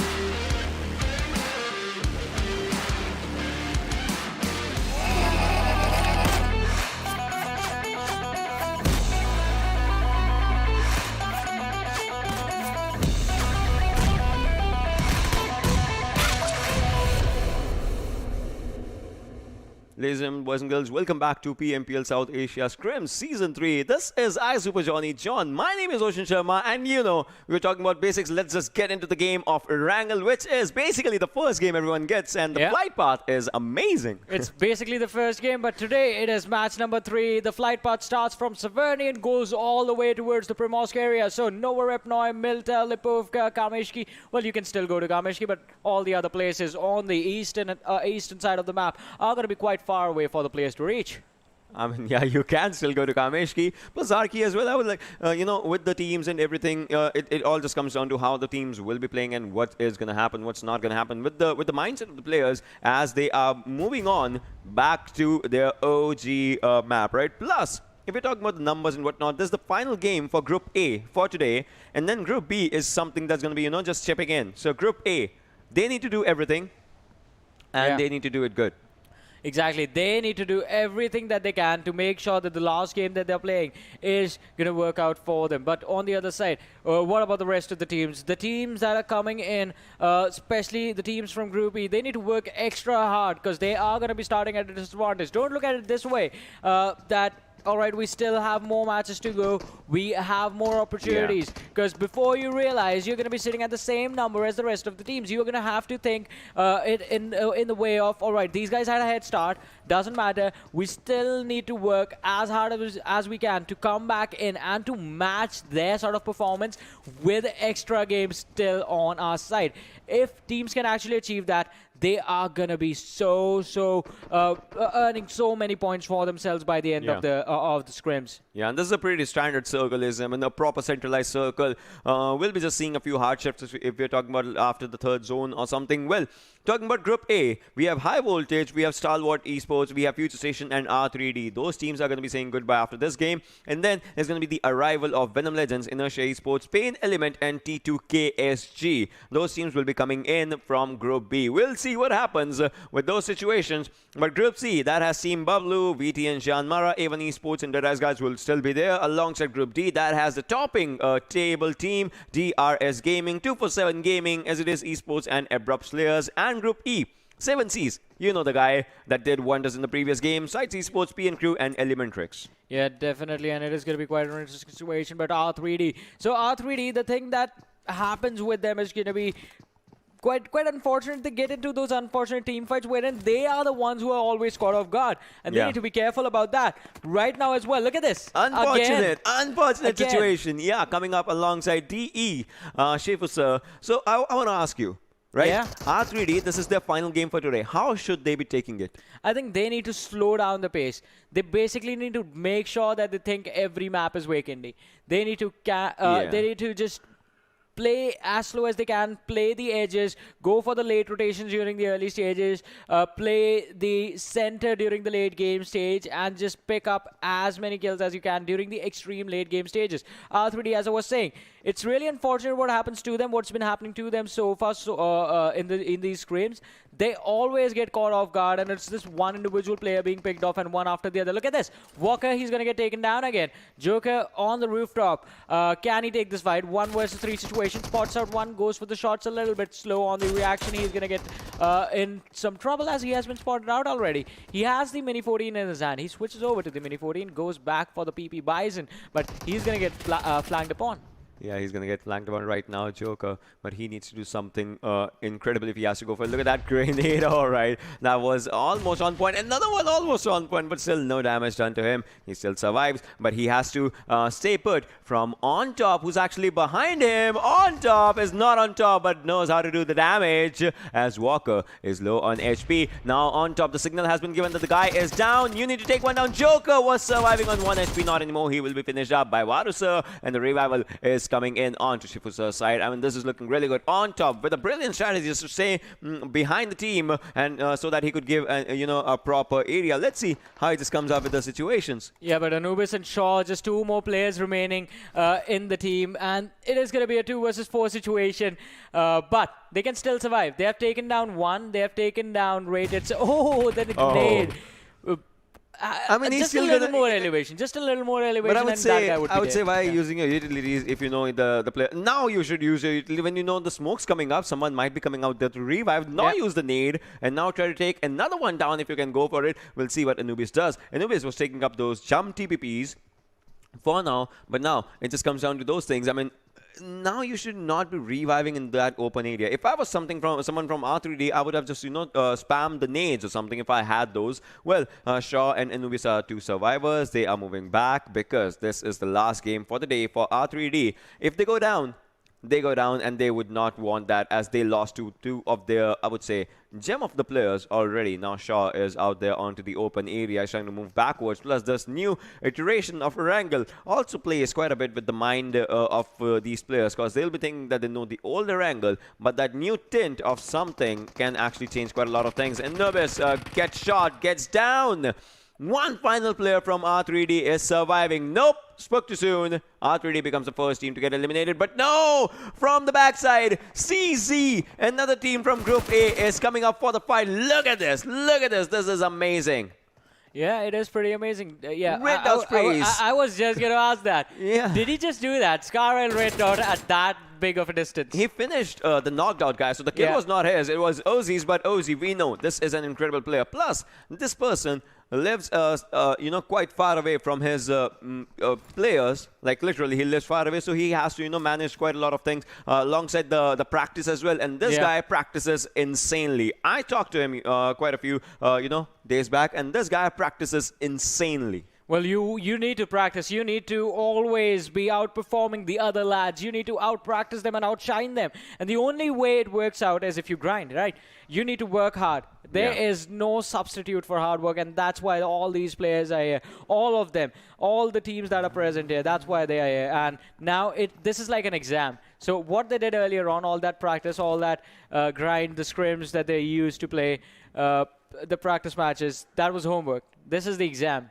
I love one thing you said. Yeah. In order to win this game, you need to do hard work. There's no substitute to hard work. Previously, with the previous point system, there was one substitute to hard work, that was camping. Like you can get 20 points, and the other one was getting 14. Not if the kills come up. Yeah. I get that. I know that. But still, like think about it. Previously, so this is what it is. Now you need to practice. That's what I'm saying as well, right? Now you need to practice. You need to practice a lot more, because if you practice, you get more kills. Yeah. So you used to be a teacher, right? Yeah. So I think you'll understand this way. Earlier on, the passing percentage was 60. Right now, it's 80. Yeah, that's totally true, and that's your school we're talking about. Well, so if we're talking about it, it becomes difficult. Yeah, now it is difficult. Obviously. Now you just don't have to memorize everything. You need to use them at the right area. Yeah. Because we all know AKM does damage, but AKM does damage how and when is the right time that you can take a kill. Plus, now the best time is if you steal someone else's kills. Imagine how difficult it will be for them. I think this man showcased it perfectly in the map of Vikendi. Fear. He had the assault rifle on him. He had the G36C, but he knew he was at an extremely close range. The players were going to try and rush him. He switched over to the SMG. He ran out of ammo as well. But to have the sense of mind, to be calm enough to realize, all right, if I go for the reload, doesn't matter if I get it, the assault rifle is not going to be able to handle multiple people in close ranges. It's better if I go for the finish with the SMG. Switches over to the Micro Uzi and goes for the finish. Yeah, that's true. Well, the first circle is going to be closed again as of now, as you can see, and we'll have to see how the circle just comes up, how the players will be moving on with the circle, as every one of them, each and every one is inside the zone for now. But then for some, it might favor you. For some, it might just not favor you. PN crew, Ayush is somewhere near to the drop. If he wants to go for the drop, he gets that drop. So we'll have to see if he just enjoys the drop or not, because those things are quite important for him as well. Well, as we are talking, we will be seeing of what happens and what does not happen. But the circle goes for a southern-ish side shift, and this airdrop has an AWM for itself. Yeah, the big green cannon, the responsibility. Also talking about green things, it also has a ghillie suit.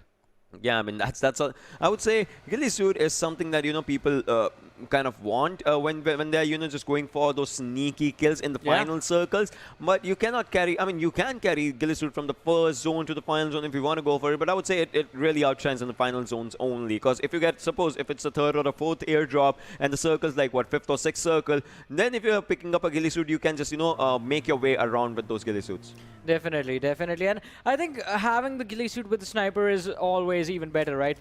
You can stay on long distances, but this is going to be a close fight. DRS Mafia Ninja spots out one player, but it is not going to matter. The squad was traveling in a vehicle. Oh, he sees another one.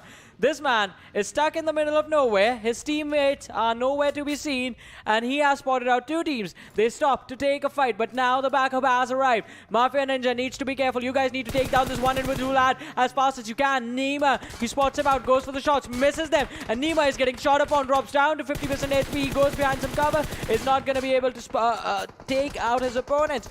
But the movements are being restricted. Nima is so low, but he is still surviving. Outside in the open, his teammate has taken control of the compound. But PN crew, they are putting so much pressure. I think this match, DRS, they are going to take an early exit, because this is a three-man squad that is playing here, and they have been surrounded from all direction. In the front of them is going to be the squad of PN crew who have spotted them out.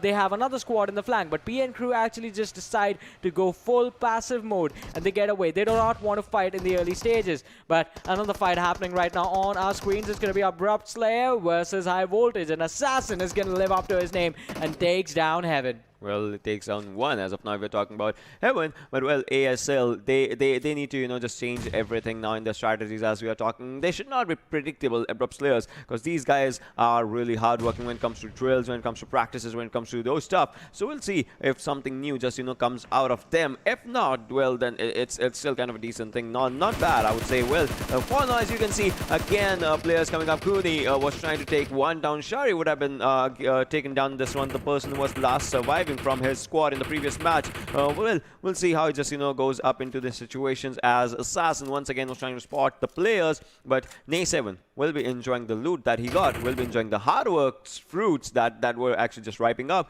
For now, the team of CZ, they have 3 kills. They need to get more, and they need to get more now. Yeah, they definitely need more kills. It's still the early stages of the match. 15 teams still here, 56 players still alive. We have just reached the 11-minute mark right now. So it's still the very early stages of this map of Miramar. No, another AWM coming in the second airdrop.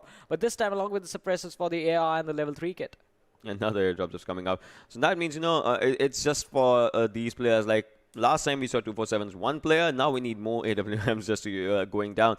We'll see how the players just scope up and use those AWMs and whatnots. But for now, if we're talking about it, and for now if we're saying the circle is going to take another shift, and we'll see how that shift just comes up. And that's a centralized one. That's a very good central shift, and that gives quite a lot of time for some teams to just stay in. And we are talking about Cooney's team, that is CZ, that already is looking good for the kills. But FS is moving from their back-end side. Bablu as well. ElementriX onto the southern side with A1 Esports, as we can see the names. Well, 247 are quite outside the circle. They can move from Pubg because that's just an open area. Yeah, it is going to be an open... Pubg is uncontested right now, but as you said, open area, I think the circle is also going to be out in the open. Yeah. I need to make sure, like, playing the edge right now, I think, is going to be a perfect strategy for the teams that do need to slow down the pace, do need to get those placement points consistently. If you make it into the top 4, kills are going to come your way automatically. Yeah. Well. VTN. They are also quite at the edge of the blue circle and all those things. I mean, so blue zones is something, you need to be aware of from the circle 3. Always. If you're playing, if you're not playing, if you're just watching or anything, you remember circle 3. After that is something, it gets to serious business and you need to be there. PN's Poison, PN's Moro, they are also, trying to spot the players. That's ASE, what they can see. So that's one thing. But on the other side, A1 Esports also has spotted them. Sandesh has to take some players down if he can. Otherwise, they have the vehicle, they have a good area, they're inside the circle. They can wait for one zone to just go for it. Well, we'll see how it just comes up. Yeah, we're going to see how it comes up and how things turn out. But for now, DRS. Alright, so this is a 3-man squad right now. Do you think it's going to be 3-man because, well, they are just going to try and see if they can make this work? Well, we all need to, just go for it. Because 3-man squad doesn't mean... See, it doesn't mean that 3-man squad is like you are weak. It all comes down to strategy. And this team has got 3 chicken dinners. I would say they can go for another one. They can go for another one, but I think you can practice 3-man squad. Just try and play without that one crucial player, and then when you go, so because these are the scrims, right? We were talking about why scrims are important. You need to practice your strategies. You need to figure out what works and what doesn't. This can basically turn into a 3-1 split on the entire map. If you're able to take fights with just 3 players and still come out on top, that one free rotating player is free to do whatever he wants up until the extreme late game stages. Yeah. Well, that's true.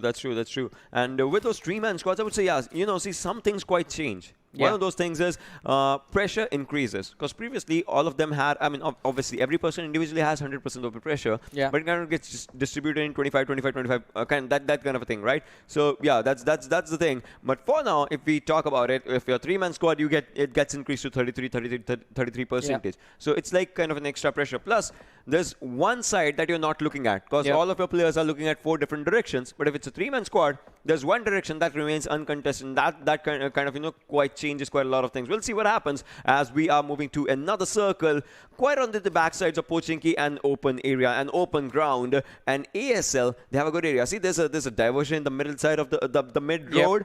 The circle, if it shifts to the northern side, that's where ASL will be shining up. Yeah, ASL is going to have a wonderful time. Also, there's this slight high ground over there where ASL is actually already taken control of it. So if the circle moves to where Ocean, you say it is going to go, I think I agree with you. ASL is going to have a comfortable time. Look at that. Third airdrop, another AWM.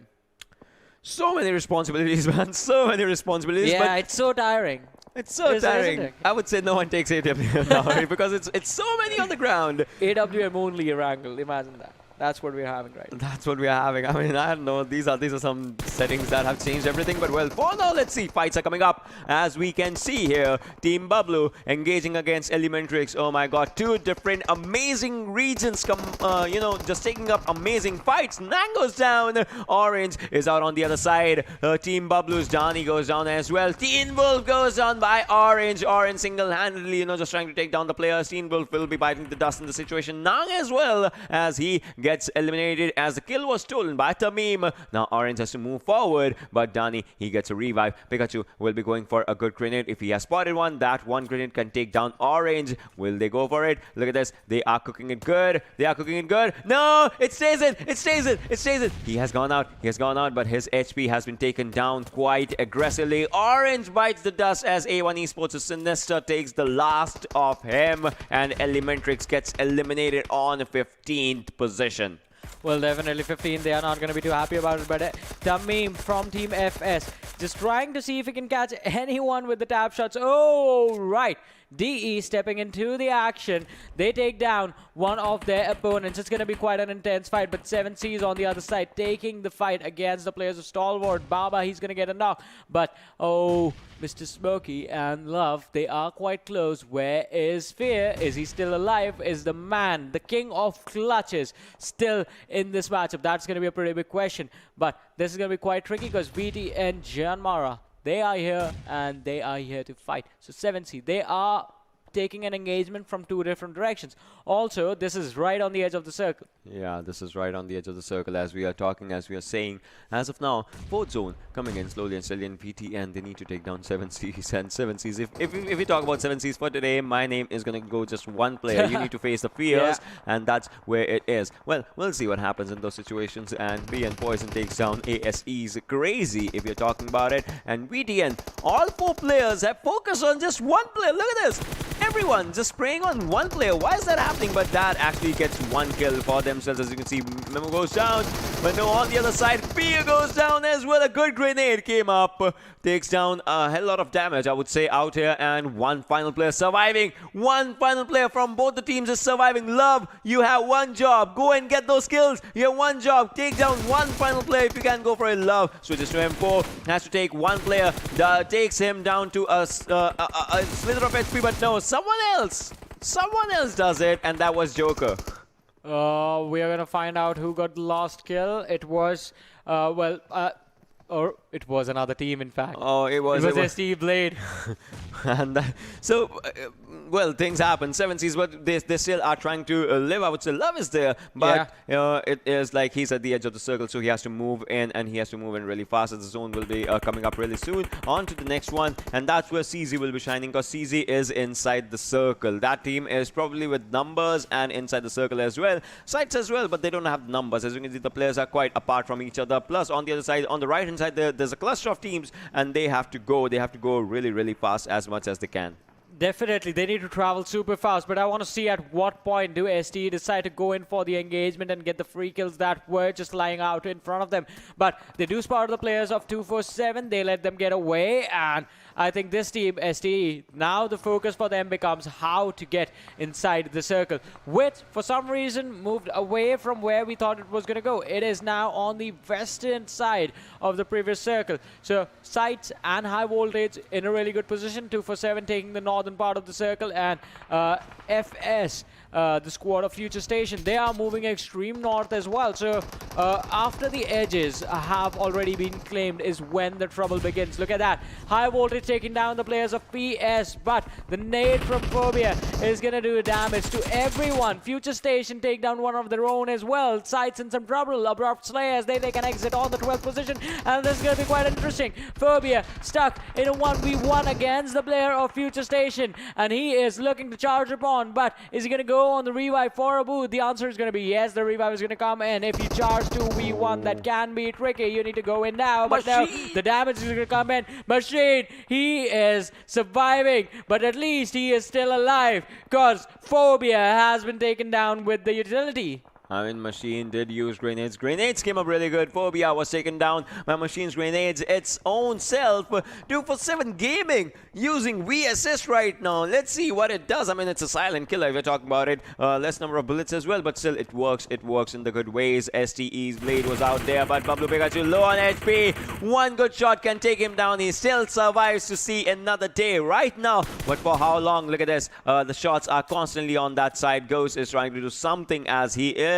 But with the situations, the center of the zone is where everything comes up. The next circle is going to be chiming in, and as we were saying, onto the northern side of that road is where the circle is going. That means the teams will have to see every inch of the rotation. Bablu, oh my god, one final thing, one final shot would have taken him down, but still he survives. Phobia on the other hand needs a revival grounding, so that's going to be something, because it is really tricky. 7C Esports on the other side gets eliminated. We are down to 9 teams. No, we are down to another one as Stalwart gets taken down. Yes, Stalwart is going to be out of this game, but Bablu also in some trouble as Danny was knocked out. PN still in the fight against the players of A1 Esports. Sandesh is just the only man who is going for the engagement. Where is the rest of his team? He gets one more knock on Sinister. Now it's going to be Steel Shot he has to deal with. That's not going to happen. Steel Shot, Shoycott in fact, I'm sorry, finishes him off, and PN Crew, they take an exit on the 9th position. So it's just 8 teams now in this match. 22 players still alive. A1 Esports, they had a small hiccup, but they still survive.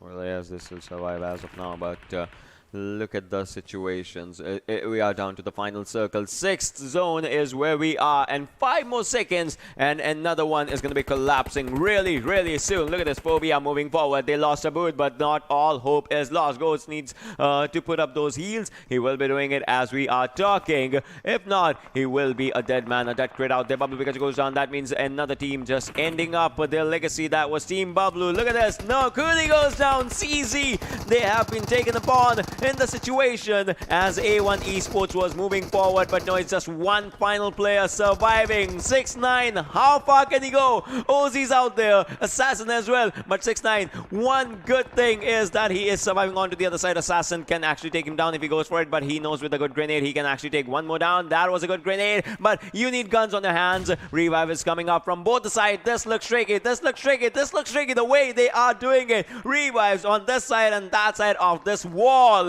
inside the compound and outside the compound, but now Uzi moves forward, takes down one another time. Uzi goes down. Kuni is surviving, but for how long, as he is the last man again. 6ix9ine, go for the kills. Go for the kills. You can revive them later, my friend. Look at this. Assassins moving forward again. 6ix9ine needs to go for it. Now 2 players coming up. Takes another one. Can he? No, he cannot. Sinister is the last man surviving right now. Sinister, not all hope is lost. This fight is more about the revivals than it's about the game, than it's about the gun. gun as we are talking. Sinister, if he goes down, and yes, he does. CZ by an inch win this one.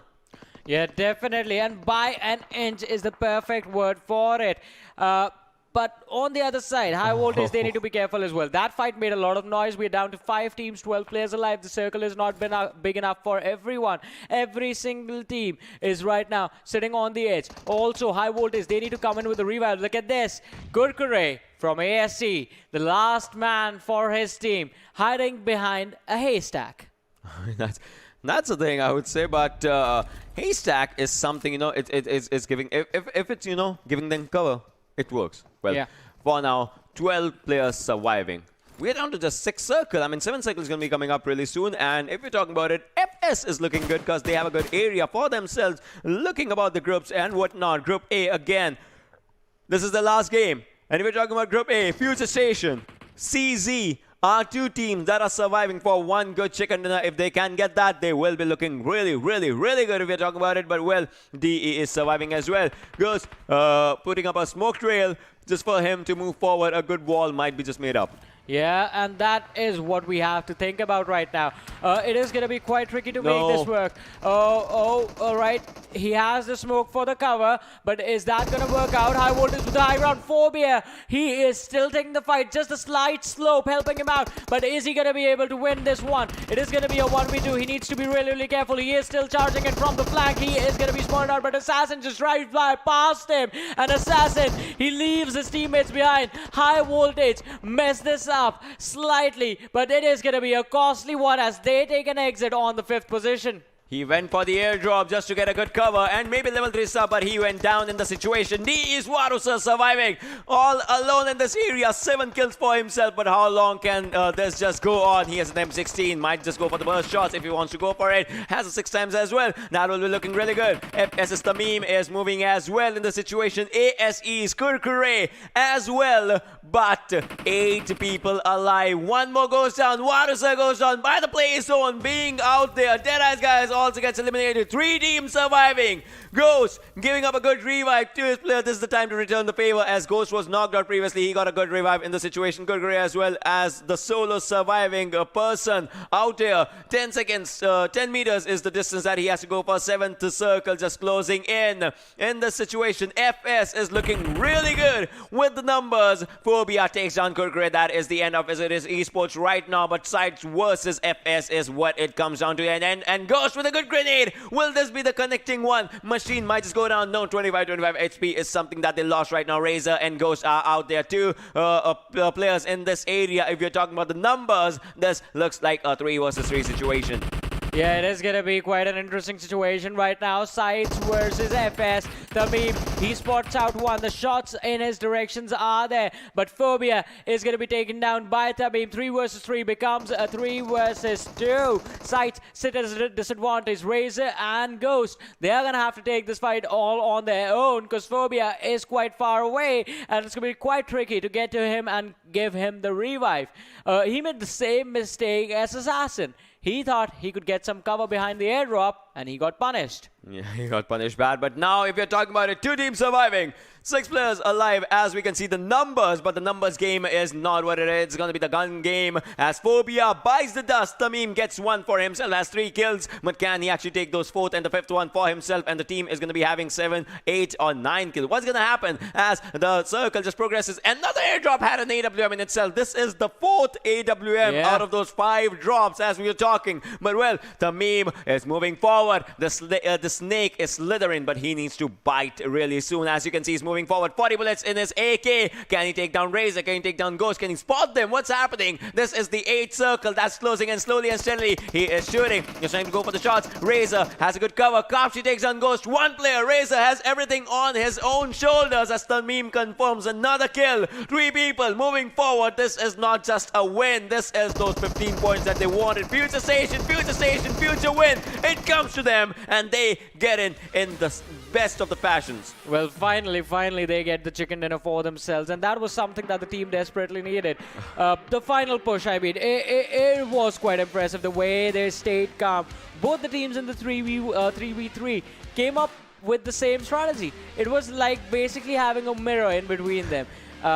2-1 splits from both the Yeah. sides. I found that pretty funny. I would say that was pretty funny. Exactly, Yeah. that was pretty funny the way it happened. But well, FS they backed this one, Yeah. and this was quite needed, I would say, for these teams. I mean, for both the teams, if you have to talk about it. But well, one of them will be the winner. The other one has to finish off at the second position. Plus, they get good kills, and I would say Tamim was a really good player. He not even he just confirmed his own kills. He actually assisted in quite a lot of them. Exactly, creating opening for your teammate, be it just with literally just taking down knocking down one of the guys on the opposing side, or dishing out enough damage so that your teammate, when they come in with just 1 or 2 hits, they get the knock for themselves.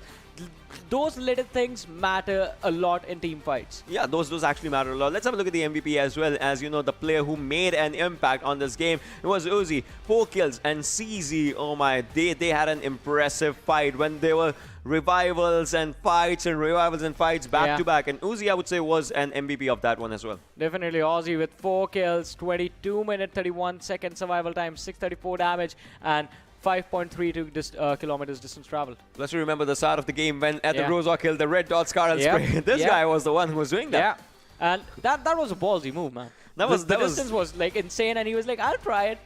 I'll try. Oh, I got that. Yeah. Cool. Thanks a lot for trying. Cool. I mean, cool.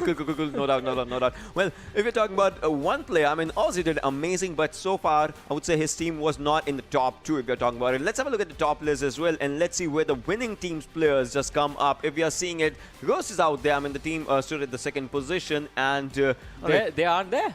yeah, I mean, they are there. The winning team is something that I want to see. I mean, I want to see Tamim out there, but well, Tamim did not have, out there. But from the new formula is when it all just comes up. Yeah, new formula doesn't mean, I mean, had it been the new formula, then we would have had the MVP from the winning team. But no, now everything matters. Damage matters, skills matter, your survival time also matters. I mean, you have to make sure that overall you're performing really good. Yeah, and that's important, right? When we started this game, it was like, you need to learn every basic. Yeah. Now you need to not just learn, you need to apply every basic as well. I mean, the game is about the basic stuff. And that's how how complex you can make it. The 4 pillars. Yeah, the 4 pillars: landing, looting, rushing, and survival. But how complex you can make that does not make a difference. It's just like how basically you understand. It's like that one thing that was very well said. I'm not afraid of those 1,000 moves that you learn. I'm just afraid of that one move that you learn 1,000 times. That was Bruce Lee. Yeah, exactly. Yeah. So that's important. But well, let's have a look at the match summary as well. And let's see how many smokes and nades were. Did it just 1,000? No, it was just 196. All right, 196. I mean, I'm going to be super impressed if one day we have this insane match and there's going to be 1,000 utility. Yeah, that's really true. That's but well, impossible, though. 2 airdrops looted. I can guarantee you they were just AWMs. Because whole map, just AWMs were in the airdrops. No other gun. Yeah, no other weapons. It's just AWMs. I'm pretty upset with the kill conversion, though. 75 knocks, 58 kills confirmed. 75 knocks. I would say that's one of the highest knock numbers that we actually got in this one. Plus, obviously, it all comes down to Erangel. Plus, it was an open map, open area. The backside of Pochinki, the open road that there is. So players were, just trying to go with the confirmations. They could not confirm all of them, although. But still, good knocks means. So I would say you can see it as a good thing as well. Good, you get so many knocks. That means, you can spot players, you have your gun power. But you could not convert them. That just means one thing, that the players also know how to save themselves. Yeah, you need to know how to save themselves as well. Because we have seen those few crucial IGLs, those scouts who play really far up ahead from this team to scout out the opponents. But when they get knocked down in such a weird position that their opponents find it really difficult to finish them off. Yeah, that's totally true. But let's have a look at the standings as well for this game, and let's see where these teams are going. As you can see, 9 kills, so no double digits, but still 9 comes up as a good number as you get 24 total points. Then 19 for Team SCYTES, and then 15, 14. High Voltage had an impressive performance. Assiduous Esports, they had 1 kill in this one, makes them 11 points as they had 10 placement points for themselves. But 7Cs, again, looking good with kills, 4 kills on their name, but 1 placement point gets them onto the 8th position as we're talking. Yeah, 8th position is where they're going to be, but moving forward in the standings, we have to look at the rest of the teams as well. Stalwart Esports securing 4 points. R3D, they did not have a fun time. Along with, out of everyone else, DRS Gaming. So, 0 points for them. I mean, still they are untouchable, right? So it does not even make a difference for them. They'll be, I would say, they'll cope up so much in the next game. You'll not even notice. It'll be like a chicken dinner, and then it's just there again, because this team has had 3 chicken dinners. All they get is either they get a chicken dinner or they finish with 0 points. I mean, that's not true. That's just a hyperbole, but when they get chicken dinner, that's like a good dominating chicken dinner. That's one thing that they come up with, and that's one thing I would say just separates them from the other teams. Even if you have a 0-point game, not just 0 kills, 0-point game, because now we are down to 0 points as well. And that does not, I would say you don't think about it that much. Yeah.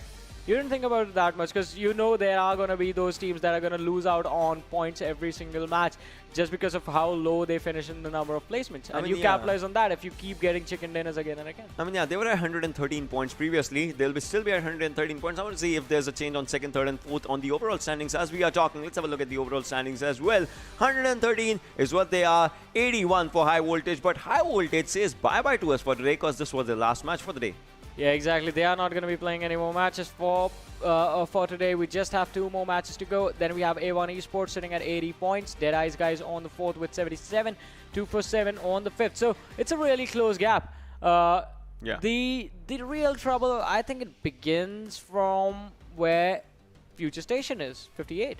I would say, yeah, because FutureStation is also a team that's going to say bye-bye to us alongside Stalwart as well. So 9th and 10th, they might be on a topple as we are talking. We would like to see where 11 and 20, like from where 11 to 20 is, as we are saying, because SCYTES, they had a decent game in this one, and they are on 41 points. Another good game is going to actually take them to 7th position if they, play their cards right in the right direction. T2K is going to be coming back. They are on 12th position, but with just 4 games played, they'll be looking really confident and strong to start their day today. R3D is looking really good, but they had a bad previous game, plus this was their final game for the day. Yeah, exactly. R3D as well. I mean, not a comfortable position to be in, along with Assiduous Esports. 8 matches played, 33 points to both of them.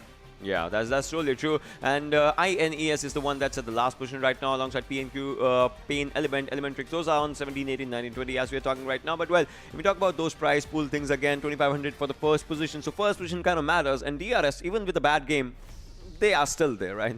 Yeah, they're still going to be there, and they're still going to be leading the leaderboard, in fact. But there are interesting scenarios. How many games does DRS need to mess up for the teams behind them to catch up to them? That is going to be a pretty big question, because they have sort of started to fall down a little bit. I mean, not just because of this one game, but they live life on extremes, right? That's really true. They live life on Extreme, but then there are some players who live life on Extreme if you're talking about it. Let's have a look at the kill leaders after this game if we are talking. And overall right now, Yelzen, this guy is looking impressive. 2,338. Then comes Aussie with 2,325. Not a lot of difference, but look at Varus's damage, man. Yeah. That damage is impressive as compared to other people. It is impressive. It is quite a lot. I mean, look at that. 3,389 with 13 kills. But look at Yelzen's headshots. That 6? Yeah, that number.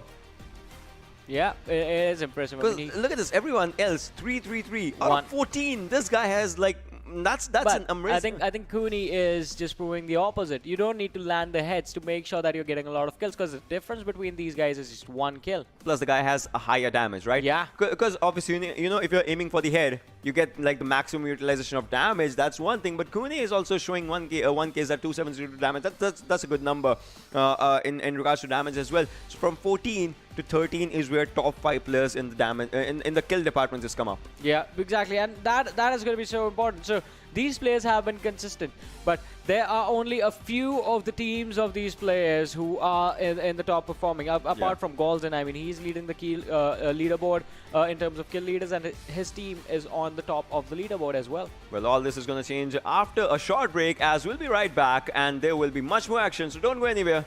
Keep watching.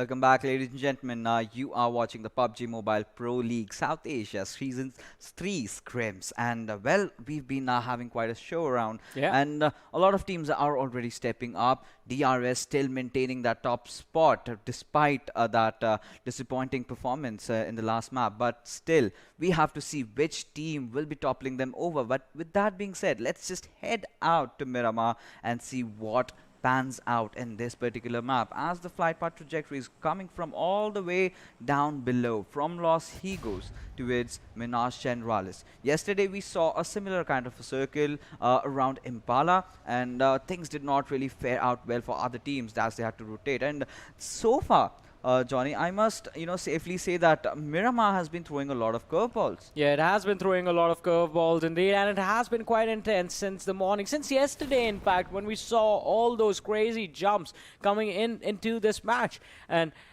well, it is going to be quite interesting to see how the teams react and how the teams perform right now, because for a few of these teams, the situation is looking pretty bad, as we were talking about this as well. You have a lot of games played, but you don't have the points to show for them. Yeah, absolutely. And what our eyes will be searching for is where the circle is gonna be right now. The first circle, is it gonna go all the way up to the northern areas? Is it gonna be an El Pozo circle? And why did I curse it? It goes all the way up north, but well, it's not that bad as of now, because now since the teams are still taking the plunge in, they can change the strats a bit. Maybe we can see a few teams going all the way up top towards Torre Amuda, but Cruz de Valle, that is going to be a spot that we might see some action coming out from. But right now, Team DRS landing right beside Team Venom Legends. We might get to see some early action right off the bat. Yeah, and that's going to be quite intense and quite fun to watch as well. But you need to be careful as to how you are going to take the challenge and how you want to take this fight. On top, he has a shotgun in his hands. P and Crew, the player Sandesh, could be in some trouble. Shotgun at a close range is going to be super deadly. Sandesh comes down the stairs, shoots at On Top's teammates, Shifu Sir, and then goes back up. No cover fire there. Shifu Sir took a lot of damage for no reason. Yeah, absolutely. And, well, he just got those bandages for himself. I hope that's a med kit. But in the meanwhile, Detron getting that knock on towards AJ, and Shifu also being taken down by Sundesh will definitely open things up for Deadeyes. They did have a very good outing over there, but On Top getting all those kills secured for his team over there will be going in for a quick revive. But where is the backup? That is what we are looking out for. And this time, right off the bat in Miramar, we can get to see some intense actions. Ayush, well, he's crawling. He's also knocked out. Nima has taken the fall over here. He'll be finished off. And now DRS, they're on the receiving end. Galjan and Ninja, the two players surviving. How do they get away from the situation? They need to get back. They need to recollect themselves, because one performance with the kind of a lead that they had, with the kind of a cushion that they built for themselves, was fine. But back-to-back early eliminations might just give the teams on the second and third position to tussle them over. Yeah, definitely, and that is going to be a pretty interesting scuffle. But Venom Legends, they haven't Venom Legends. Okay, let's talk about them. This was one team back when we were watching casting, in fact, PMPL South Asia. This was one team that was really consistent, more consistent than the rest during the semifinals, and they fell really hard during the finals. Over here as well, the performance that the Venom Legends are showing, it's not the usual selves. Yeah, of course. No second thoughts on that. But Rafat getting that beautiful knock onto its Galzin. They know that they got the sharks in the sea, and they will leave no stones unturned to, just turn their backs out. He was, in fact, going away from them, but they chased him down. And this is where, the Tommy gun really shows up. The new update on the Tommy gun, the red dot coming in, really helps you taking all those mid-range encounters. And we can see a few knocks elsewhere as Raza takes down one player. But Rafat, he would definitely want to confirm that kill for himself. He's just searching for Galzin. It's just a matter of seconds that he figures out where he is. But Ninja, the last player surviving. So I believe DRS, I think this squad was the old Salty squad, the OG Salty squad that we've known of. And now they're doing so well. They're the champions in their particular region and in the PMPL Scrims. So far, they've been also leading. Yeah, they have been performing really well. I mean, two players of the OG Salty squad, as you said, Nima and AJ, and well, They used to be brothers back then. They are brothers right now in this team as well, joined by two new players that are going to be Mafia Ninja and Golden. And this team, I mean, when you see new players come together and form a new squad, you expect, all right, they are going to take a time. But this team, DRS, since during the PMCO South Asia, they have been performing out of their minds. They have been really consistent over here as well. You don't see them drop a single shot. DE on the other side in some trouble as on top got run over. Yeah, that's gonna hurt him down. But a quick update to all our viewers that are watching. Now we have the teams from BCDE playing right now, and well, teams from group number A will be sitting this one out. So CZxHIGHVOLTAGE, they won't be playing. Stalwart Esports, they also will be sitting out, along with FutureStation Esports and R3D. So what will really get interesting is, let's see what goes on and how this game is entirely proceeding so far. But Assiduous Esports, well, let's talk about them. They're doing decent as of now. They're doing good. But with the way they performed in the first day, I think we can say they kind of have managed to pick themselves back up. But I would still expect a few more consistent games so that we can safely say, yes, they kind of saved, they're kind of looking sound, but they really need to get a few better games, and maybe a few aggressive games might just be the answer. I agree with you on a few points. I think today has been a good day for Assiduous Esports, but the 5 matches they messed up yesterday, those are going to be the matches that bring them down. This is going to be the 9th game. 8 games, 33 points. That's not a good average. That doesn't look good. Yeah, of course. You know, after the blunder that happened with them yesterday, well, picking a few points up, if the graph is going on top, that's good. Just keep it going. Yeah, if you have that linear graph, if it's kind of going down, does not really make sense for you. But talk about Assiduous, Prerak. He is looking out. A lot of roster changes have been made, to be honest. Johnny, we've casted the South Asian region, the Pakistan region. We see a lot of scuffle between the teams, a lot of last-minute changes, and that definitely will affect your synergy, right? And that is where the scrims come in. Scrims are the areas where you work on your shot calling, where you work on your positioning during the fights. Because with the squad that you've been playing so far, and with the kind of synergy that you've built for yourself, and suddenly making that change kind of throws you off. But team sides, well, the champions of PMCO Pakistan, Abud, he's in a no man's land with the danger team, Team Bablu, having their eyes set on them. Definitely, and the eyes are going to be set on them as well. But Bablu, as you were talking about them yesterday, I mean, this team doesn't look the same, right? The aggression was slowed down a little bit, but yesterday was a good day for them. Today, they have been underperforming themselves. And that brings us to question. So, me and Ocean, we remember watching their casting their games during the spring split, and they had an amazing, outstanding performances. And we always used to wonder what was this team going to do when you would pit them up against the South Asian teams, the international teams. But now, finally, they are playing against the teams of South Asia, and they need to perform. Scrims are for practice, but you need to showcase what your output is going to be as well. I think by the end of our last few days of the scrims, that's going to be the very last day, in fact, of the scrims. Yeah. That is when we're going to figure out which teams are going to be performing in the PMPL, because that is when you actually showcase in the last games what you have actually learned. Yeah, absolutely. No second thoughts on that. But with that being said, the first airdrop coming in grows a very, very viable weapon in across every map. But one thing that I have to point out, and I think I'll have a discussion with Ocean regarding this.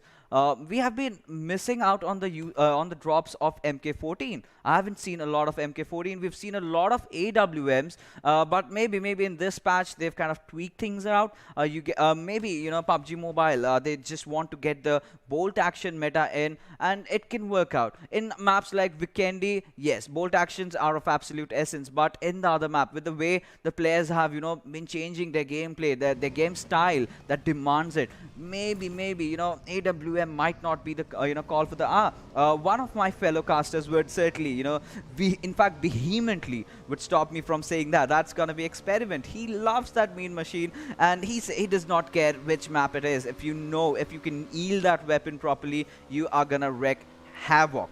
But yes, talking about the scenarios, the scenes, we have Pakistan region Why on are one you side. not noticing someone is actually riding a red bike for a really long time? Do you not want that to happen now? Yes, I do want. Are you but not happy with that? Yes, I'm happy, but the next single moment my heart breaks when they trade it off for a car. So I Don't want to get your expectations up. Yes, so it's better not having my expectations high, because I know I'll be betrayed in the end, that they'll just take that vehicle. And it's a thing about life. There's something and someone always better, right? Yeah. So That's life, man. That's life. That's life. There's always something better than the red bike, like walking. In Miramar? I highly doubt that.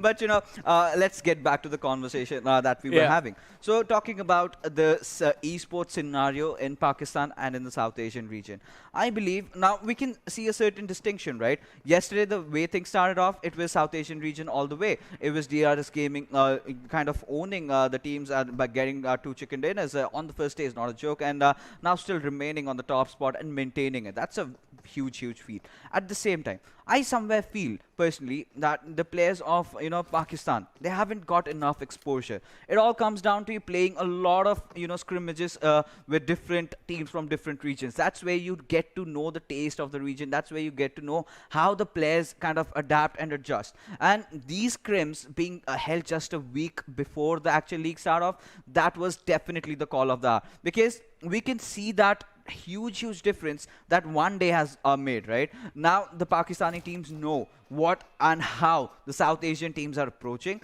And in fact, back in the days when the South Asian teams were learning things, one thing I've always appreciated the South Asian teams is their kill potential.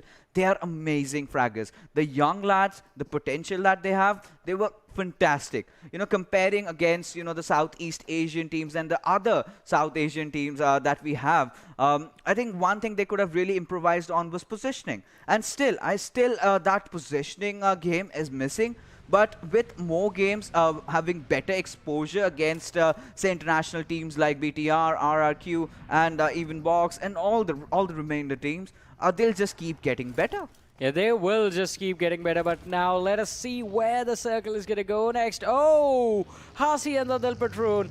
That is another curveball that comes in, and as you were saying, Fixes, the gods of PUBG on Miramar have been throwing a lot of curveballs, but this time around, there are a lot of teams on the eastern edge of this circle. So teams like 7C, teams like INES, A1 Esports, T2K, they're going to have a hard time entering into the zone. But Bablu, they are going to be really happy. They're smack in the center of this. How do they always predict the circles, man? Every single time I've seen Miramar, Bablu is somewhere on the centers. And that has kind of worked out for them. Even after the curveballs, they somehow managed to hold on to those positions. But right now, Team 7C, if you talk about them, Fear. Look at him. He might spot out the players of PAINxELMT. And this is a team from Group B that have chimed in, and they'll be playing the next game as well alongside INES. But we are yet to see more out of them. And again, this team. Talking about 7C. This is not the lineup that we casted. We did see a few changes here and there. Hungry Box was there. Fear is still there. A few other changes. So this again brings me to that point where we have to talk about the synergy, the coordination, the consistency that is absolutely necessary. You can constantly changing lineups, and that will definitely hamper your game in the long run. Yeah, it's definitely going to be quite annoying. But on the other side, 7Cs, I mean, it was a good lineup always in spring as well, in the fall split as well. But now this new team, these new set of players, they are going to have to step up big time. They have huge expectations. I mean, the fans of 7C are going to be expecting a lot from them. But can they live up to this? This time, I mean, I'm surprised. We are 14 minutes into this matchup on Miramar. There are 16 teams and 57 players still there. Yeah, absolutely. And we used to have this saying back then. Once in a time when we saw Erangel throwing such curveballs, we used to be baffled. I used to get shocked. Like, how is this even possible? We had even witnessed a few water circles. In fact, you and Ocean did when you were casting the finals of PMC of Pakistan, where the circle completely was inside the waters and the players were kind of just swimming. But, well, talk about missing MK14, and the demon is right in front of us. My favorite airdrop coming out. I want to see some team actually pick this weapon up, because this is a perfect weapon that you can pick over here. But that being said, we can safely assert that Miramar is the new Vikendi. Yeah, definitely. I mean, in this game, yes. In this match specifically, yes. It is the new Vikendi. Everything has been slowed down. Everyone has picked their own compound or their own area, and it's just holding on. Look at that. DRS and DE. They are so close to each other. Still no fight happening. The circle moves on top of them as well. Bablu still on the edge and inside the circle. But now it is... a lot of teams. In fact, I was just going to start counting them, but then I realized there are a lot of teams outside the circle. Yes, a lot of teams, and they must make their way inside the circle. I think, you know, playing from the edges in Miramar is kind of a very tough situation. But we can see some grenade kills out there. Mafia Ninja getting that kill confirmed onto its Utsaga. So a lot of roster shuffles we can see. I mean, in the South Asian region, you cast this guy in on a different team in the previous season, and in the next season you see him with a different squad. See, now this is what we were talking about, me and Ocean. Is it worth it to get one chicken dinner with a lot of kills, with, well, 29 points in total from that match, and then 2 matches you get 0 points? Yeah, absolutely. That's gonna hurt them. And after this, I think there will be some shakings in the overall standings. But 7Cs, they already have lost out on Fear. And Rohan, he looks determined to get this entire squad. And they might just can actually try to push in.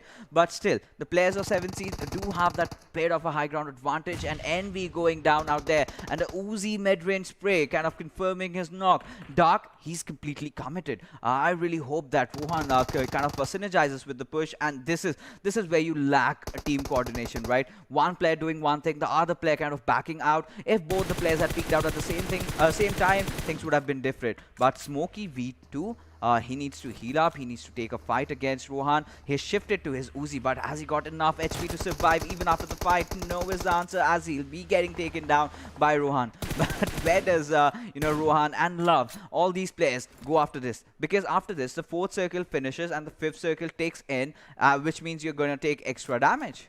Well, definitely, and that is going to be, I mean, the tick of the extra damage is really important. You have to keep an eye out for it. This is the 4th circle, so the damage is going to be slightly higher. Not as troublesome as some of the circles you face in the early stages, but this is going to be troublesome for A1 Esports as 247, they charge in on them. Oh, Khan just peeks the stairs, go for the shots, falls back down, has a nade in his hand. Throw it. It's going to take both of them out, but the nade is going to come in from the other side as well. Khan tosses the nade. Is the knock going to come in? The answer, we are going to find out in a few moments. The answer is going to be no, in fact. But on the other side, PAINxELMT, they take an exit. JyanMaara, they get eliminated. In an instant, we see 3 teams being taken out of this match.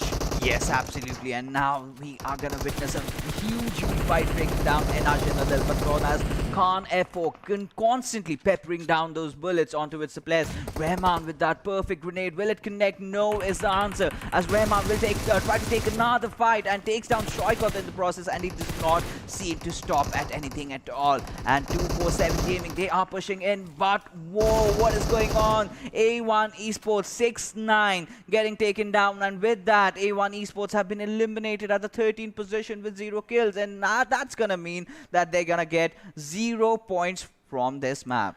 Yeah, definitely. I mean, early exits are going to be punished. But 247, they survived this fight in a beautiful manner. They paced themselves perfectly. They knew exactly when to disengage and when to go into the action. That is something you need to keep in mind. All right, now we are 18 minutes in, and in 42 seconds, the blue zone is going to come in. It's going to be a lot of pressure. Because out in the open, these guys are out in the open, everyone. There are these ridges that you're going to have to climb to cross over to the other guys and to keep on moving. And when you're at the peak of that ridge, you might get spotted out. Yeah, absolutely. And now my favorite man is playing out there. Frankie, he is in. One of those new talents that I am going to really watch out for. But Teen Wolf, on the other side, on the sidelines, takes down the last player of ElementriX, blah blah blah. And well, ElementriX have been having a tough time to find that synergy amongst themselves, and the kind of players that they have individually, they are great, but you need to play as a team, and that is of absolute essence, and we have been talking about it so many times. All these constant roster shuffles is definitely gonna hurt them in the long run, and right now it certainly is visible. Yeah, it is going to be a little bit visible. It is going to be quite interesting to see what is going to happen in this game and how this one is going to end. We still have 11 teams and 35 players alive. Oh, look at this. This is what's going to happen. There are so many teams alive that as soon as you try and rotate, you are going to be shot at. Bablu, they lose out on one player. Ghost just goes down by falling. Danny's going to be finished off with the players from Venom Legends picking up his kill. Yeah, absolutely. And this is kind of a reminiscence of what we had seen. If you remember, Yudu Gang in the World League, how they got that chicken dinner out, taking down BTR. So 247 is in the same position, in the same area how BTR are playing right now, when Yudu Gang just came in, and this entire same scenario just took down players after players and got that chicken dinner. And right now, Team INES is just beside them. You've got all the squads, you know, kind of surrounding them out, but Abrupt Slayers, Novax. These are the lads that I'm really looking out for. And Captain, well, I'm certainly missing out on him. And putting this guy away from a game like Miramar, it does definitely raise speculations. But maybe they're trying things out with their 5th player, and that's a good thing to do when you're playing scrims. Yeah, definitely. That is an amazing thing to do. But 247 Gaming, he is going hard, pretty hard on the players of Assiduous, and they're going to be in so much trouble. Abrupt Slayers, they are still surviving somehow, all 4 of them. And they haven't engaged in a single fight. They have 0 kills right now. 10 teams still alive, 29 players in total. The blue zone is coming in. We're going to have the 6th circle in a few seconds, 21 minutes of game time. And finally, 247. They are stepping up. Rahman, he's going to get a knock. He's going to get the finish as well. And ASE, Assiduous Esports, they go down. Yeah, on the 10th spot. I don't think they're gonna get enough points out of this, and those 3 kills might just help them. But how long, that we have to see. Team T2K, well trained to kill. They certainly are trained to kill, and I'm looking out for the remainder of the players. I know what Frankie is capable of. I want to see those support players coming in from Venom, Zod, and Nobita. In fact, Zod had also displayed some good games yesterday, but right now, as the circle has kind of panned out, well, a few teams are inside the circle. The remainder have to close in, and we might get to see a lot of fights happening on the southern side with 247 Gaming, with INES, and Abrupt Slayers. On the backlines, we have the players of T2K trying to enter inside. In the meanwhile, a booth has been taken down by the players of Venom Legends out there, and now it's going to be a tough time for Team SCYTES to compete in those final circles. Yeah, definitely, but those final circles are not that far away. SCYTES, they are going to take an exit on the 8th position. Now it's just going to be 7 teams, 22 players still alive at this match, and T2K, they are standing, they are standing up pretty tall, but ASL, look at that. Right on the edge, 247 with 1 nade. Rahman takes down the players of INES. And Chari's nade actually takes down Entry as well. So INES, they are being sandwiched from both the ends. They are in so much trouble. I think it's just 1 player left standing from the squad. And it's going to be a troublesome situation. Rahman being too over-aggressive. He has the smoke covering one of his side. ASL, Abrupt Slayers are in a little bit of trouble as well. T2K, just Frankie, the last man surviving. And Abrupt Slayers, it is Frankie quite close to them. Bablu, they take an exit on the 6th position. There is 1 more team that got eliminated, and it is going to be the squad of INES. But still, Frankie fixes the deadliest man, I think, individually we have seen so far yesterday. Today, it is going to be quite interesting to see, can he once again pull the same sort of performance off.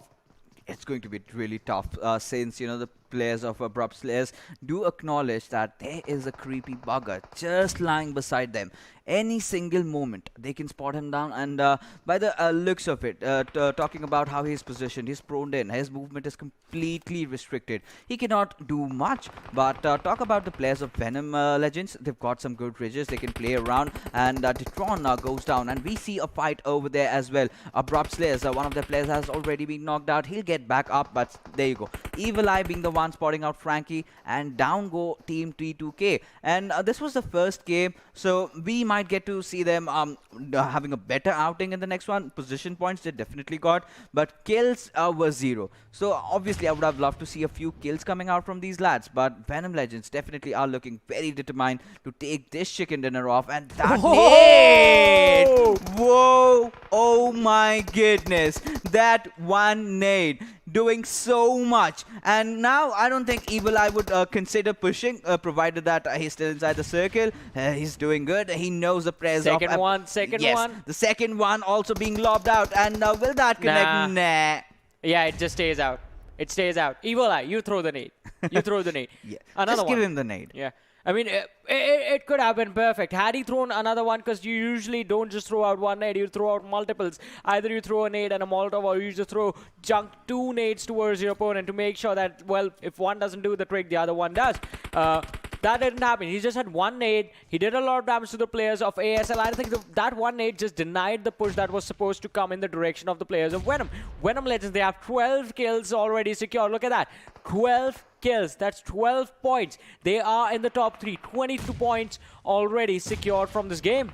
Yeah, absolutely. And now we'll have to see if Abrupt Slayers, how they are going to make their entry, because they will have to bait a few down there. But those chip damage from those grenades coming in. Now Rafa takes a dig at Nova and will knock him down. Joker knows the players are going to hunt him down, and Abrupt Slayers are in a whole world of trouble. They are just going to get decimated as the horde of Team Venom Legends go charging in. Chari trying to protect his teammates. Takes one down. Rafa, the Chuvo, he's still alive. Evil Eye still fighting it out there. And he takes that plunge in and wipes out the entirety of Abrupt Slayers and sends them back into the lobby. In the meanwhile, Detron on the other side, he's taking a look at the players of 247 Gaming, and well, Gaming is the last player to survive, literally. And it's a 1v4 situation. I think basically this is a game over.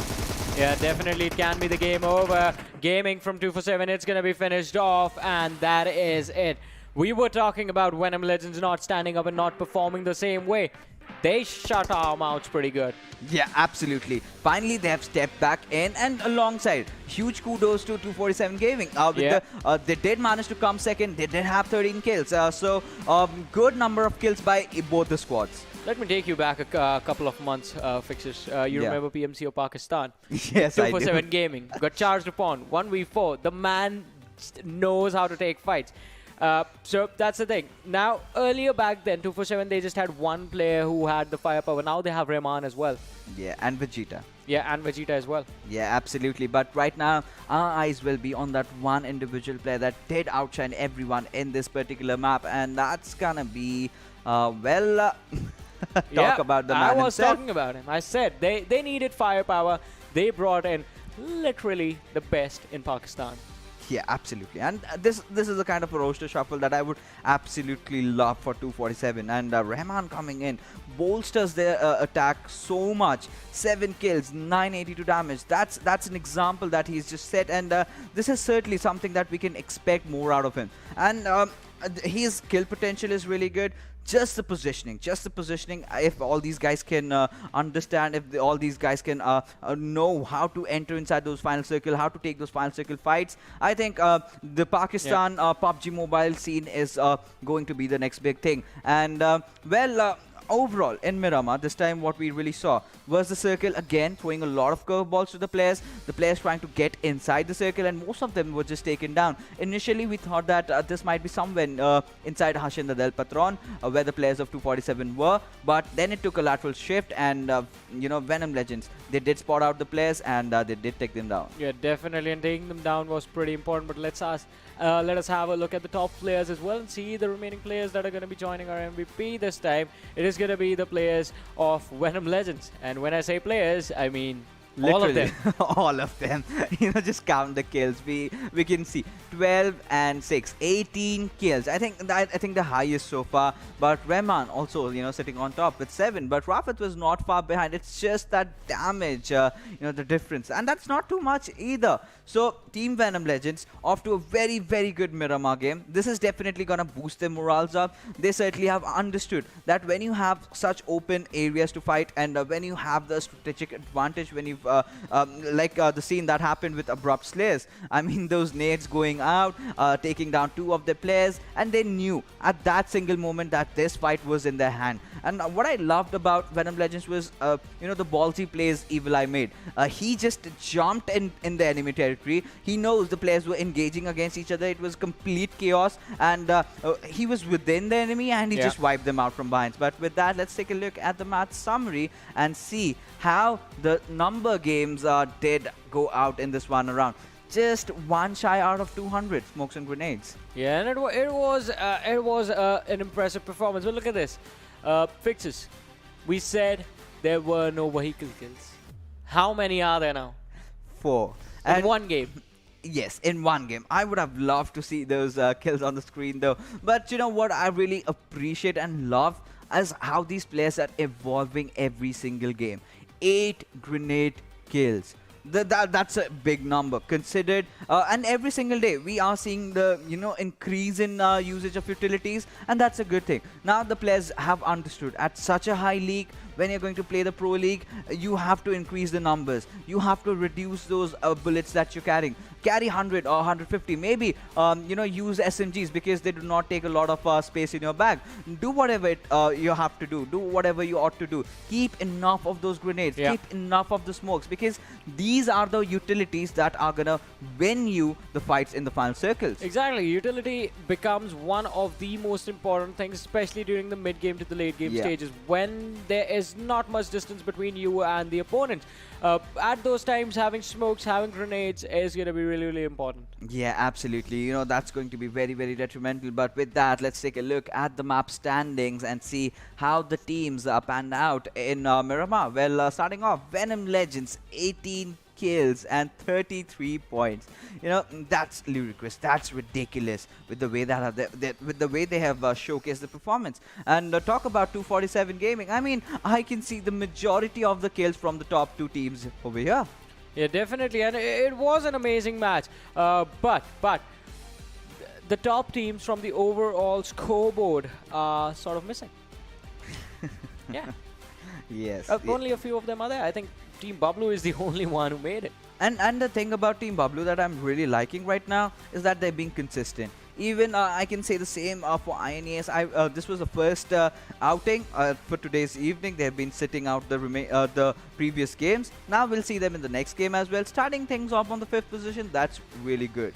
But teams that are gonna face the hammer over here, we have A1 Esports, PN Crew, Team Sites, DRS Gaming, VTNxJyanMaara. So many big names in the bottom half.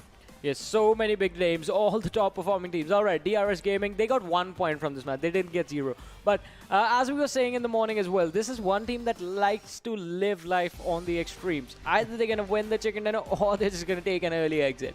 Yeah, of course, living the life on the edge, as you call it. And, well, when the overall standings come up, we will get a slight idea as to what is in store for DRS Gaming. Has the first position been taken away? Will they still hold on? Because after a point, they will have to sit a few games out. There might be a few different teams that really cross them over. Now let's take a look at the overall standings and see, after so many games being played, and after 9 games in fact, and it still remains the same. DRS Gaming, courtesy to those 3 winner chicken dinners and 48 kills, they still sit on the top. Yeah, but look at that. 8 games, High Voltage did not play this one, still on 81 points. Venom Legends, 5 games played, 56. Venom Legends, they are stepping up slowly and steadily. So they have the games on their hands and they are putting up an amazing performance. On the other side, 2 for 7. So the difference is not that big. The difference between 2 for 7 and up until Team Bablu, it's not that big. It's just 19 points. They can climb up. The problem arises the fact when you look at the gap between DRS and 2 for 7. They messed up 2 games now in a row. 113 points, then they got 0 points in the last game. They got 1 in this one, 114 points. Even though the average for DRS is going to be quite high, they are not consistent at all. Yeah, that is a thing that I certainly have to agree on. Consistency is one thing that you need to make sure that you have. And Yeah. Bablu had done that, and they're looking good. They're still maintaining that position. Maybe in those last final days, they kind of really step up on the accelerator pedal, go on the high gears and get a few points out. But right now, taking a look at the teams that are really struggling over here, ElementriX, INES, well, certainly not where we would love to see them, because okay, it's all right. They've still played 5 games. Yeah. Few more games and a few good performances. I mean, ElementriX is a team that is supposed to be getting a future contenders. Talk about even INES. Talk about P and Crew, man. 5 games, 8 points, not a good average. And that is a team that was destroying the other teams back during the spring split. Yeah, of course, and that gets me back to the same question. Yeah. Where is AppSec? Where is their killing machine? I still have the reminiscence of those maps in Erangel, where he used to wreak havoc, single-handedly taking down squads after squads. And those are the plays. Being casters, you cast a lot of games per day, but those few moments, those few plays, you can never forget throughout your life. And this man had shown us those moments, and we absolutely loved it. But well, new times come for new plays, and we will certainly get to see that. But right now, we will be going for a short break, in fact, and on the other side, you'll have some intense action coming in from Vikendi.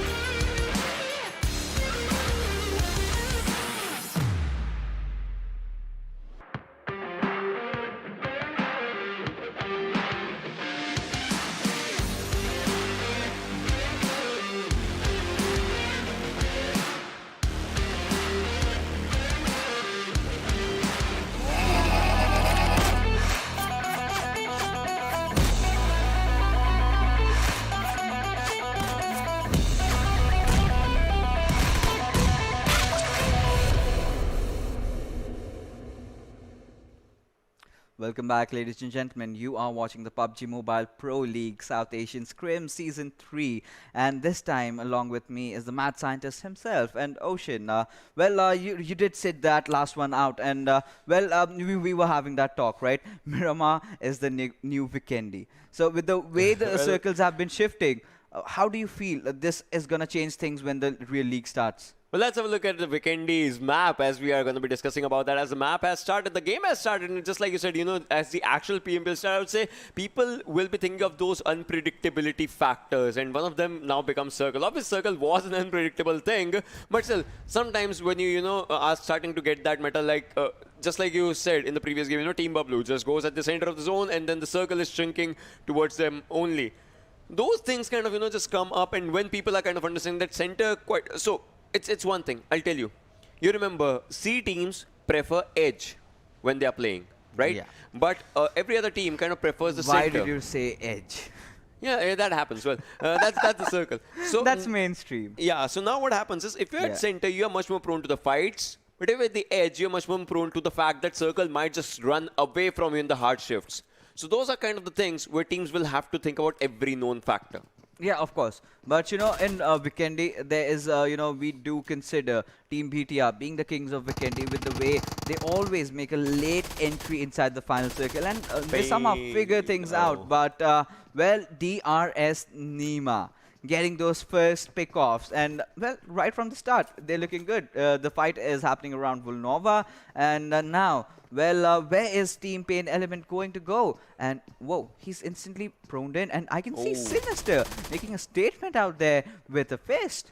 Well, that happened on the other side. Well, if you're talking about this circle, see, Peshkova kind of becomes an important part, Cosmodrome as well. But Molotov coming up, but Molotov will not be doing any sort of damage. It was on the roof side right now. We're talking A1 Esports' Jax also goes down, Alex Jax. And look at the Sinister. Again, goes down, but now it comes down to DRS's players for what they are going to be doing in this fight. But on the other side... a punch for a punch is what I can say, but no, the one who punches is the one to go down in the next one, but no, PN Crew gets this one as A1 Esports gets eliminated. Can you revive, can you revive, can you revive? And yes, it is a revive coming up. This happened twice. The one who punches gets the bullet. Just died, and his entire squad was... turned out into blown up, in fact, into smithereens with the way PN responded. They took it really personally and just went in, clobbered down the entire squad of A1 Esports out there. But DRS, they are a hungry pack of wolves searching for their prey. Oh, he just missed out. Gyaltsen, come on, look downstairs. He's right below you. Hear me out. Oh my goodness. Ocean. Why? I'm not forcing you to not speak. You are speaking by your own self. What's happening? So now this is where that Tom and Jerry skirmish just comes up as we are just saying. But well, we'll have to see how it just goes up.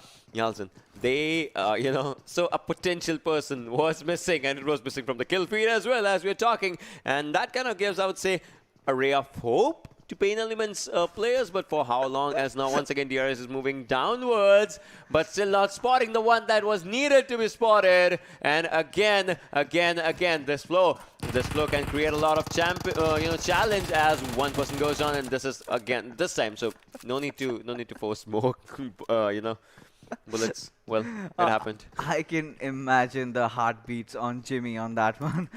4 players searching for you, and well, DRS off to a very good start, have gotten themselves 2 kills. But let's talk about the circle. Team DEADEYES are at a very good position, and the same can be said for Team Abrupt Slayers and also for VTNxJyanMaara. All these teams are looking to get themselves back in onto the higher half of the standings. And Team INES, again, a very promising team. They've been phenomenal last time when they played PMPL. But this is not this roster that we have known them for. Bad Rev, one of their players, is now playing for a different team. Evil Eye, we saw him playing amazingly well from Venom Legends the last game around. Kapshi, I believe, is still there. Tier is still there. But, again, these teams kind of splitting up, the kind of synergy they built. I still remember those Miramar fights when INES used to go in and take down squads. And that would just take one player to 1v4 the entire opponent team. But Rohan, talk about living life on the edge. He certainly seems to be enjoying it. Like, I would say he's still inside the edge Imagine it would have because the vehicle's not lasted. burning. If the vehicle was burning, then you can still living like totally on the edge. If you jump, you fall down. That's one way of putting it. But well, right now he has his companion with him, so he might just want to just go for a carpool with that person. We'll see what happens. Taking up a painkiller right now, and that's good. But once again, moving inside the circle is something that's going to be tricky for quite a lot of teams. If you see the zone, many teams, like I would say 70% of the teams are outside the circle. Yeah, absolutely. No second thoughts on that. And Vikendi seems to start off a bit slow. If you have to relate it with a Pokemon, call it Snorlax, call it Slowpoke, or you just can refer that to you were me. not there when we were having this conversation, right? So me and John I was hearing it out on the sidelines. You were taking my references, the sloth references, and you could have done a bit better job. I was disappointed at that. So what do you want to call it then? Just should have called a lazy panda, a sloth, Snorlax, Slowpoke, anything. But let's get back into the game. Self-burn, those are rare. Yeah, someone has got to do it, right?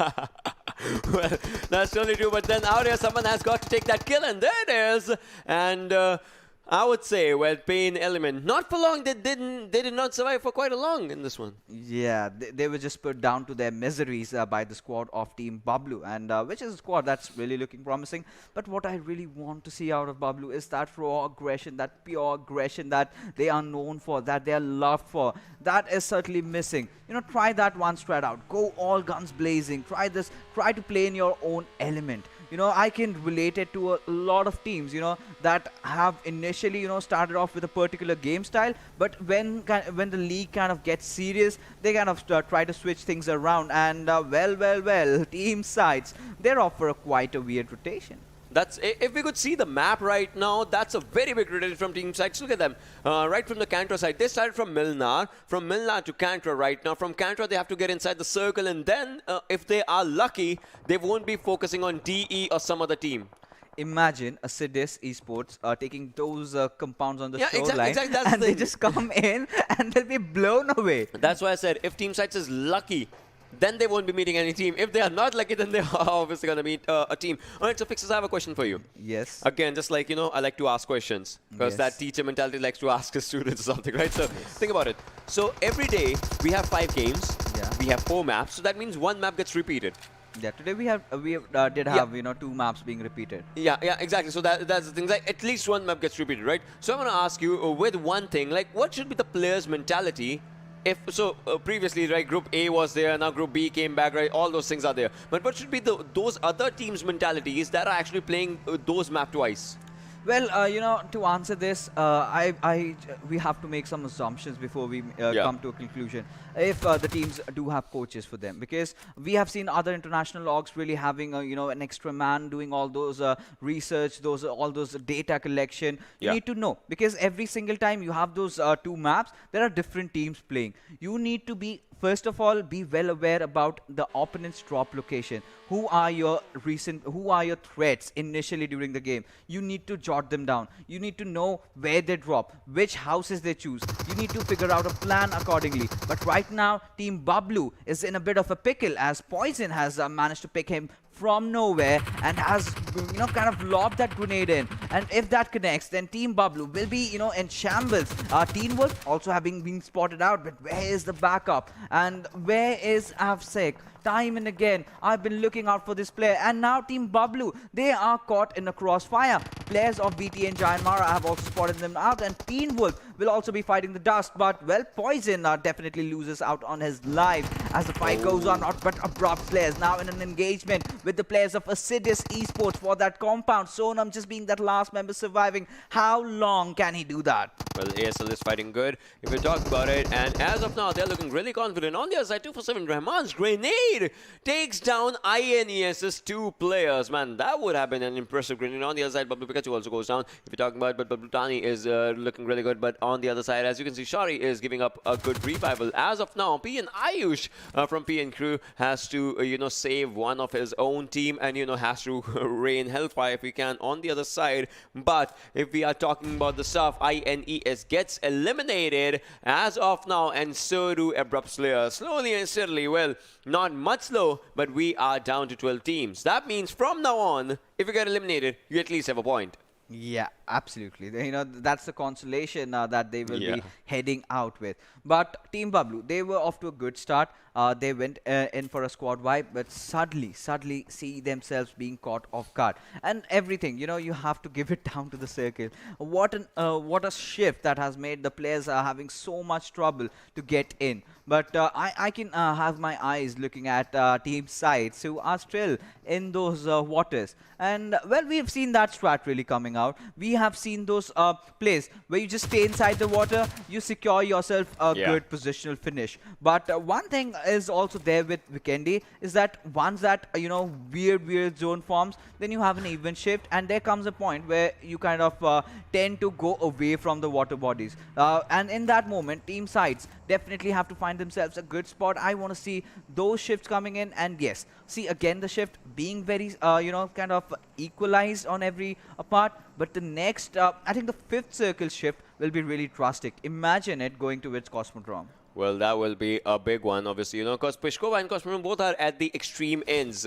And Trevno also, Trevno's empty if you're talking about the areas, if you're naming places.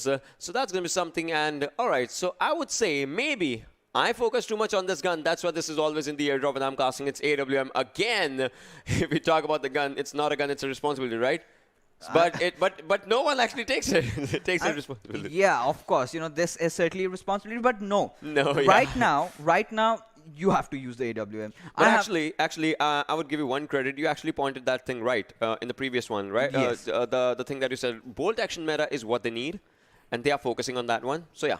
And also in Vikendi's, if you take a look at how the map is, right? You've got those small compounds, scattered through, and all the teams usually tend to take their covers in that. And you have those, silent peekers who constantly look for some information. And that is where I would believe, because see, in bolt action in Miramar, it's kind of like a sham because it's such a huge map, it's such a huge ridge. Players can play you out from various angles. But in Vikendi, you got that one window where you're peeking out from, and if you've got your aim locked in and someone just takes even a slight peek, boom, there you go, on his face, that shot will take you down, and that will open up a lot of opportunities. So I believe bolt action and Vikendi, they certainly need to get back.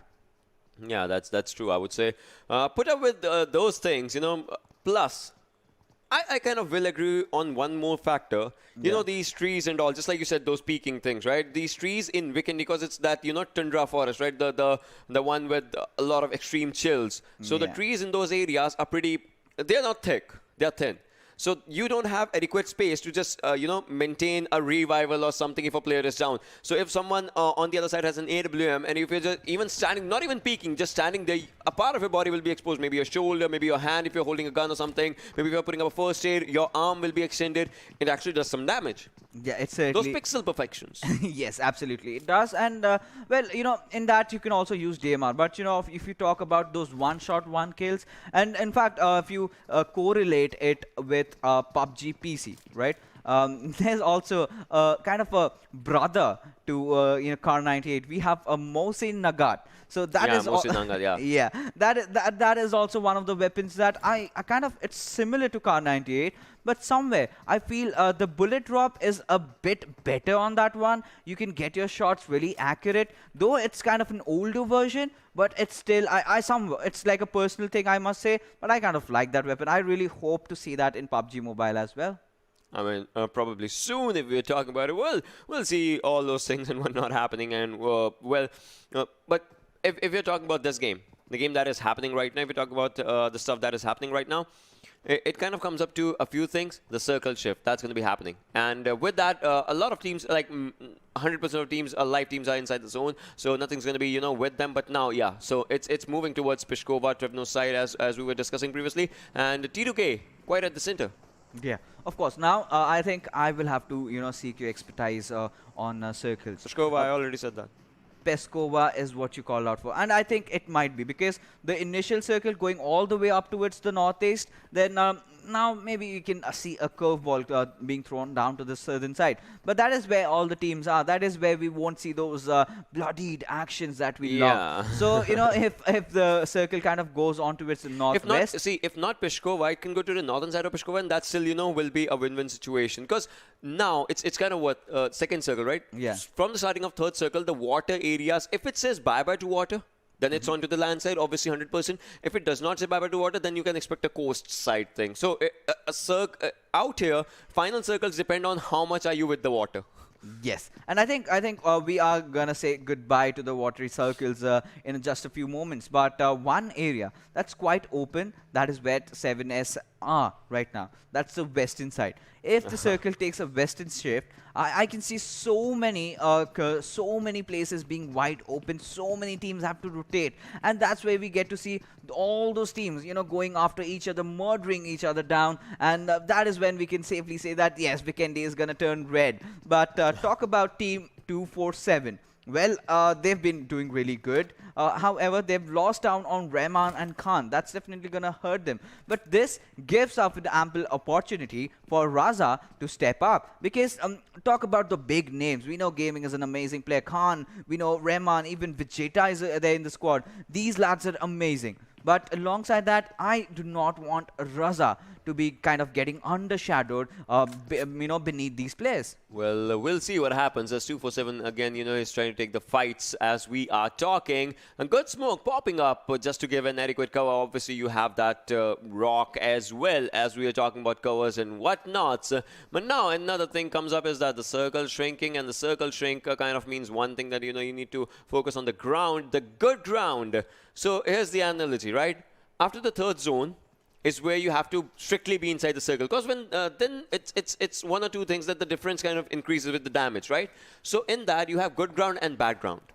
No, I would like to beg to differ on this one, because with all the matches that we've seen so far, what really happens is that you tend to be inside the circle in Vikendi. If I'm being specific to Vikendi, then what happens? All these teams are so close to each other. When we get a shift, they all have to move out at the same time, and that is where we get to see more of the kills happening. Like BTR tries to. But what I said is that after the third circle, you have to strictly stay inside the circle just to avoid the circle damage. I was talking about the circle damage only. Okay, all right. So you are pertaining to the circle damage, but I think after. Because that's what I was saying. See, you have two grounds. One is a good ground. That's where you are inside the circle, and the second one is bad ground. That's where the circle is moving. And if you're on the far side, then it kind of just takes you out. Yeah, of course. But adding on to what you said, third circle is still doable. You can still stay outside. However, we do not recommend that. Yeah. But you can still manage if the situations are really dire. But after the fourth circle, I would say that you kind of feel that damage really hitting you, and that kind of starts hurting. But right now, what's gonna hurt VTNxJyanMaara is that 247 Gaming are in the nearby fray, and they certainly have hurt Gunner. And had it been a bit cooked nade, I think I could have delivered. But good damage. Yeah, it was a good damage, but Gaming does not really know that. Had that been a knock, then he might have pushed. Yeah, well, northern side of Peshkova is where the circle kind of, it's just a bit of the northern side of Peshkova. That's what the circle is doing. Plus, it, says bye-bye to the water sides. And now, this was a good one by Gaming. Look at that. Uzi, the thing is doing damage, and that actually takes down players. But now Raza goes down, just like you were saying, Raza. He was a crucial one, but Gaming as well goes down, and that is the elimination of 247. It came quite late. I mean, not the elimination, but still, so far, from 13 to 12, it took its sweet time, but then we saw a team getting eliminated. Yes, of course. And that is just them being outnumbered. Team VTNxJyanMaara did have the higher ground, and I would have hoped to see something better out of Raza out there. He's just not in there yet. Hoping that he does it in the future. But right now, T2K, they've built quite a lot of hype. And talk about us missing MK14 in action. We are getting a lot of MK14s in this one. Yeah, MK14s. I would say so. Airdrops kind of for this game are focusing on just the snipers, be it DMRs or be it bolt actions, because we saw AWM as well, we saw MK14 as well. But still, it just comes out how you utilize them, right? Because MK14 has a variety of uses, just the tap shots, just the extended AR if you have extended mag if you have for the AR, or maybe snipers, you can use it for those close range combats as well. Right now, Zor, give me a good shot. Look at this. Has a car 98, is trying to spot the players. If he just takes one head, one good head, if it's a level 3, it does critical damage to the head as well. Yeah, it certainly does. But right now, Danny. Okay, this is a player that you absolutely love, you know, Danny and Pikachu. That combination, Danny being a very, very good entry fragger from his team, and he's been so instrumental in his team's performance. But 7C's Nemo did manage to take a knockout, but Danny finding out Mafia Ninja, taking the Danger Man out of the equation. And Team 7C's have also been engaging with the players of DRS, and DRS, they are subtly struggling. They've had their good days. Yesterday they started off well, but today another disappointing outing, and being eliminated at the 11th position with just 2 kills, that's definitely gonna hurt them. That is going to hurt them a lot if you talk about it. Bablu, as you can see, has an M4, is trying to move forward if he can, but still, the circle is moving up. It's going to be quite a lot of situation out here. Onto the northern side of Peshkova is where the circle goes, and Venom Legends at the center. So that means they are being contested. Exactly, they are being contested by quite a lot of teams if you're talking about it, because teams are trying to move forward. Team Bablu, they also have to move inside the circle. It's like 20 seconds, and then they have to start moving. 7Z's players are also needing some revivals, and that's where Fear comes up, just trying to give a good revival. And this guy, if you don't know, Fixers, last game, previous Vikendi's game, this guy took down 2 teams. Yeah. 2 teams. That was incredible. I think that was a simultaneous kills that he was doing. Yeah, I was watching it from the sidelines, and that was amazing. You need to make those plays, and those plays will be remembered for time immemorial. But right now, I would expect him to pull off something like this when the real league starts off, when things actually start to matter a lot, every single kill. But with that being said, VTNxJyanMaara going in for the push onto its players of 10 to kill. Frank is over there, but can Frankie clutch this one out? He's got his teammates in. Oh my goodness, Gunnar has instantly thrown down. The nades are not missing out there. Molotovs are definitely there, but where are the grenades? Zod being taken out. Now this has created an opening, and Frankie is right out in the open. That's a very bad situation to be in, as all the players of VTN are gonna march down in a single line. And well, Nobita is really fighting it out hard, but he'll go down. And those nades coming in from Venom will try to delay things, but no. VTNxJyanMaara, they look to stop at nothing over there and will completely annihilate the squad of Team T2K. Well, that was a complete obliteration. Annihilation, yeah, that's also very well put. But now, let's see how it just, changes the pace of the game as we are down to single digits as we are talking. And single teams survival plus 6 circle is going to be coming up really soon. So that's also a tricky thing. Team Bablu still surviving. Every team is inside the circle except for Team SCYTES. So they kind of need to get there. And they... with that, look at this. This is the thing. Circle and PN crew. There are 2 things that are kind of, just taking them down alongside these players as well. And that's where Team SCYTES kind of lost the game. Yeah, absolutely. But right now, what we were talking about, those curveballs that have already come in. Now, this is a map really set up for Team ElementriX.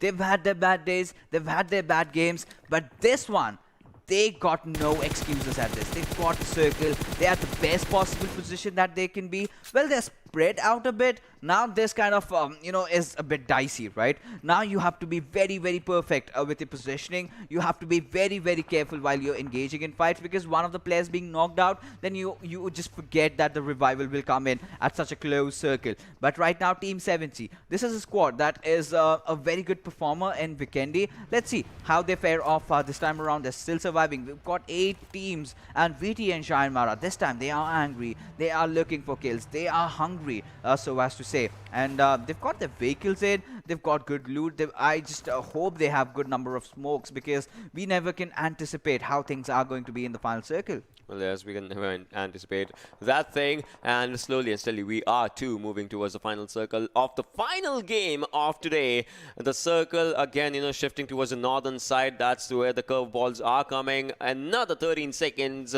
and we will be seeing another shift. On the other side, birthday boy for today, Nang takes down one for himself, but the kill confirmation is not yet. Now it is. Kill confirmation comes up, and oh, was that a birthday bash if you have to talk about it? That's quite some bashing, but nevertheless, happy birthday to the man, and he keeps getting younger by the day, as we would like to call it. And well, ElementriX, they need to get this one. This will be a perfect gift for Nanga, so as to speak. But Detron, right now, let's see. Venom Legends. Well, they've got the chicken dinner in the last one. They've been doing amazing. And coming in from Group B, they've made quite a statement. They can be, potential threat to that first spot. But PN, Sandesh, taking down Prerak, will be eliminating him out there. But Venom SS.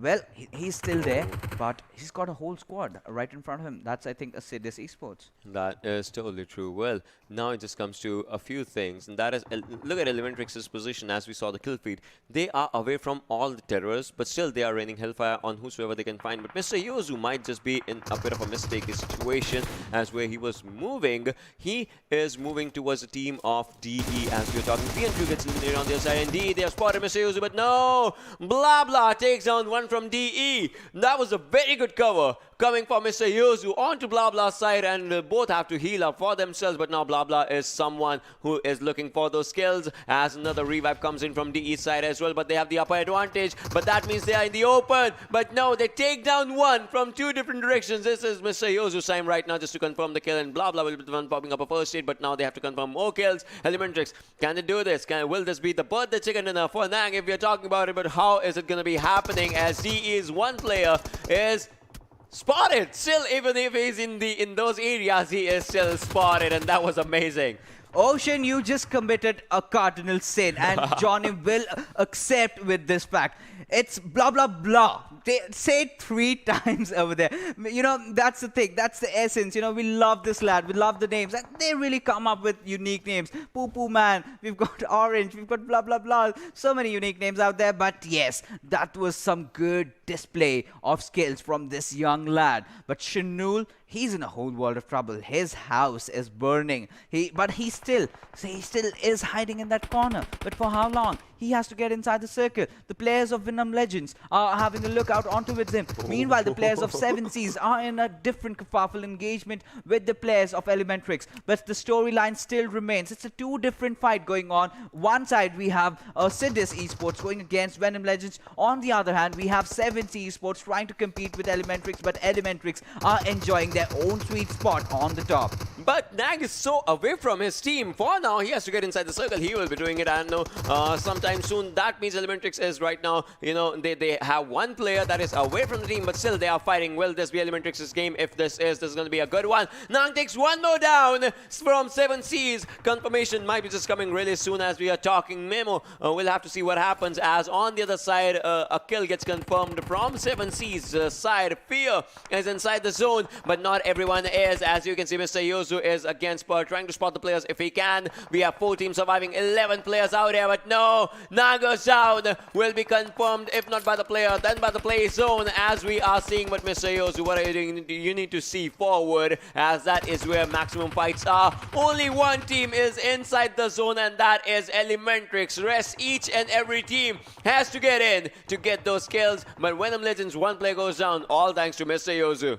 Yeah, absolutely. Now Venom Legends, they have to get inside the circle, and Mr. Yozu will find down Mimo with his pants down, but Mimo takes him down instead. Blah blah blah, responding in quick succession, getting that trade off, but saw him. He's also present over there, as Fear will be marching down on the lines. Will try to take that fight against blah blah blah. Will he get that engagement right? Will he get the angle right? Fear goes to reset himself. He'll be popping a first aid for himself, but this gives enough opportunity, enough room for the players of Venom Legends to get inside the circle. Shuvo alongside Rafat is still alive. Can they make optimal utilization of this time, as Sonam finally falls down, and so does Assiduous Esports. Oh, it is down to 3 teams, but the player number is something that is out there. ElementriX. Now it's down to 2 teams as Sevens Esports gets eliminated. ElementriX versus Venom Legends. What's gonna happen?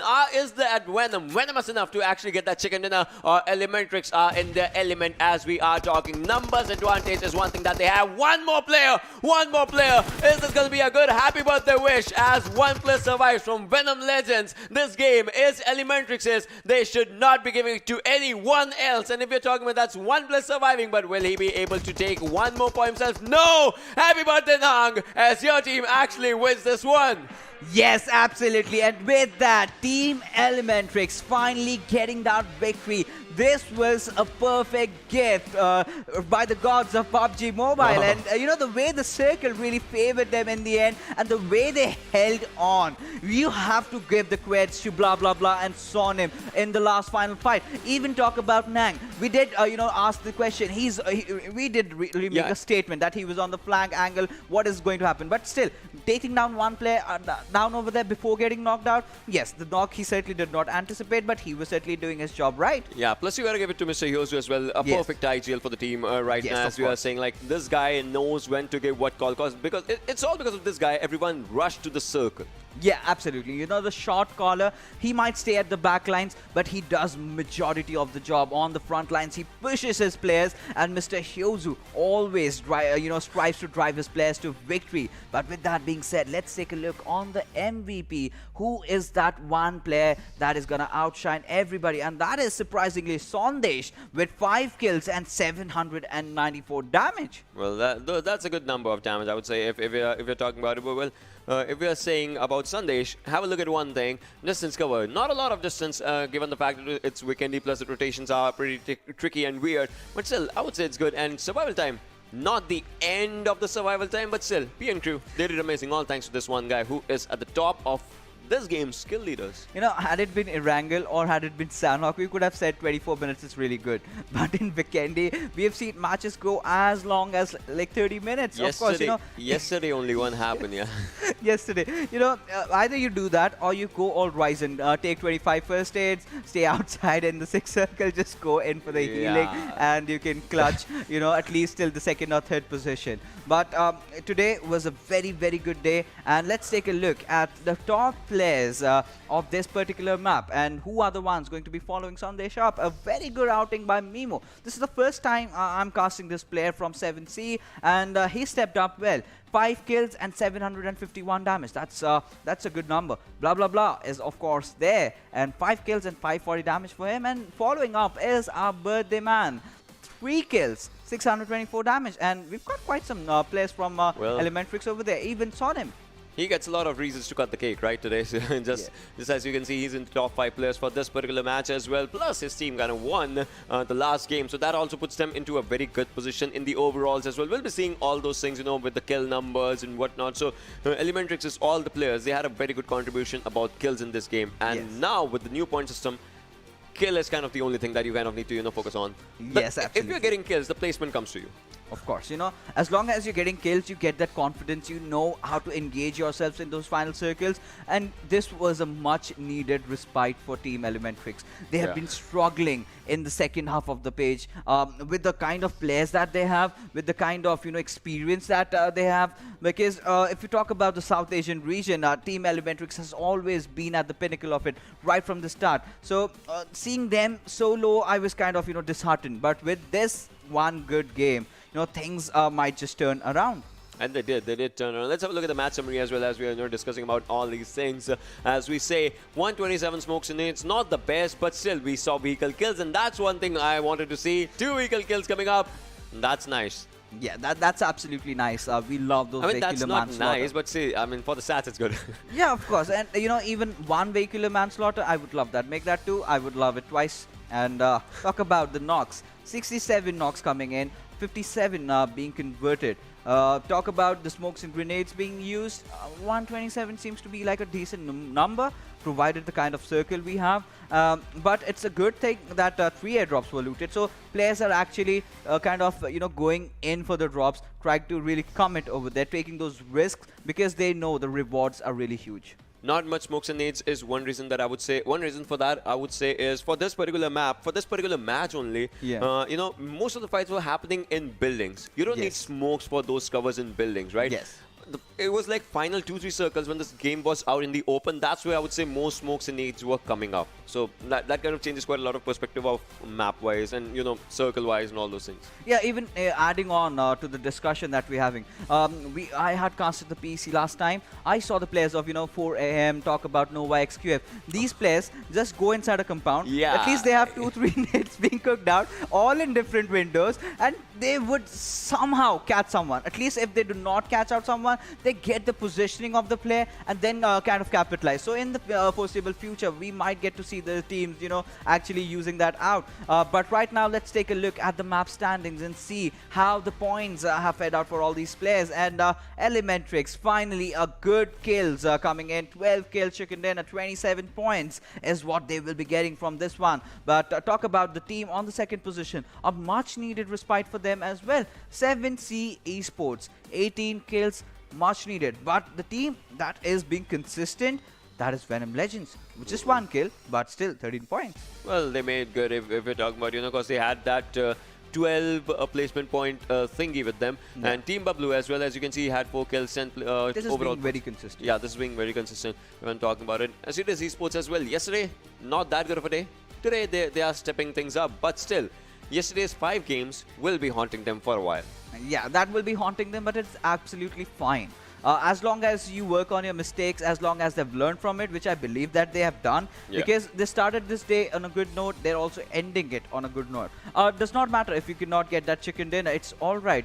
If you're looking confident, if you kind of wiped out a squad, you go home with a high morale. You know that you can do it, and that's the exact reason why you're playing over here. But as we take a look at the bottom half of the table, team sides. All right, this discussion has to come up.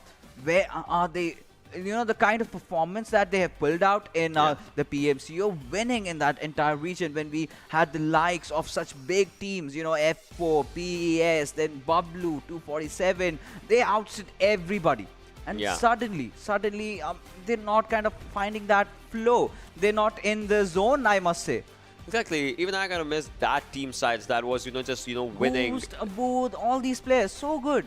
Yeah, those guys were just winning when they were going. If not winning, they were trying to maintain that top 3 thing. Plus now, previously top 3 means, you know, you're getting still 2014 and all. So points were quite a thing, but still that was, you know, kind of point favored. No, it was kill favored, but point favoration was quite a bit factor, quite a big factor out in that one. But well, if you're talking about everything, let's have a look at kill leaders as well. Yeah, absolutely. Let's take a look at the kill leaders, at those individual players who have been outshining everybody. And talk about outshining. Rahman. Well, he came late into the party, but he's definitely the, you know, the showstopper out there so far. And 18 kills, 3,492 damage. That is an example. That is just is kind of a, you know, prequel of what is coming for all the remainder of the players. But as we go on further, Gunnar has a lot of experience. Same can be said for Wadusir.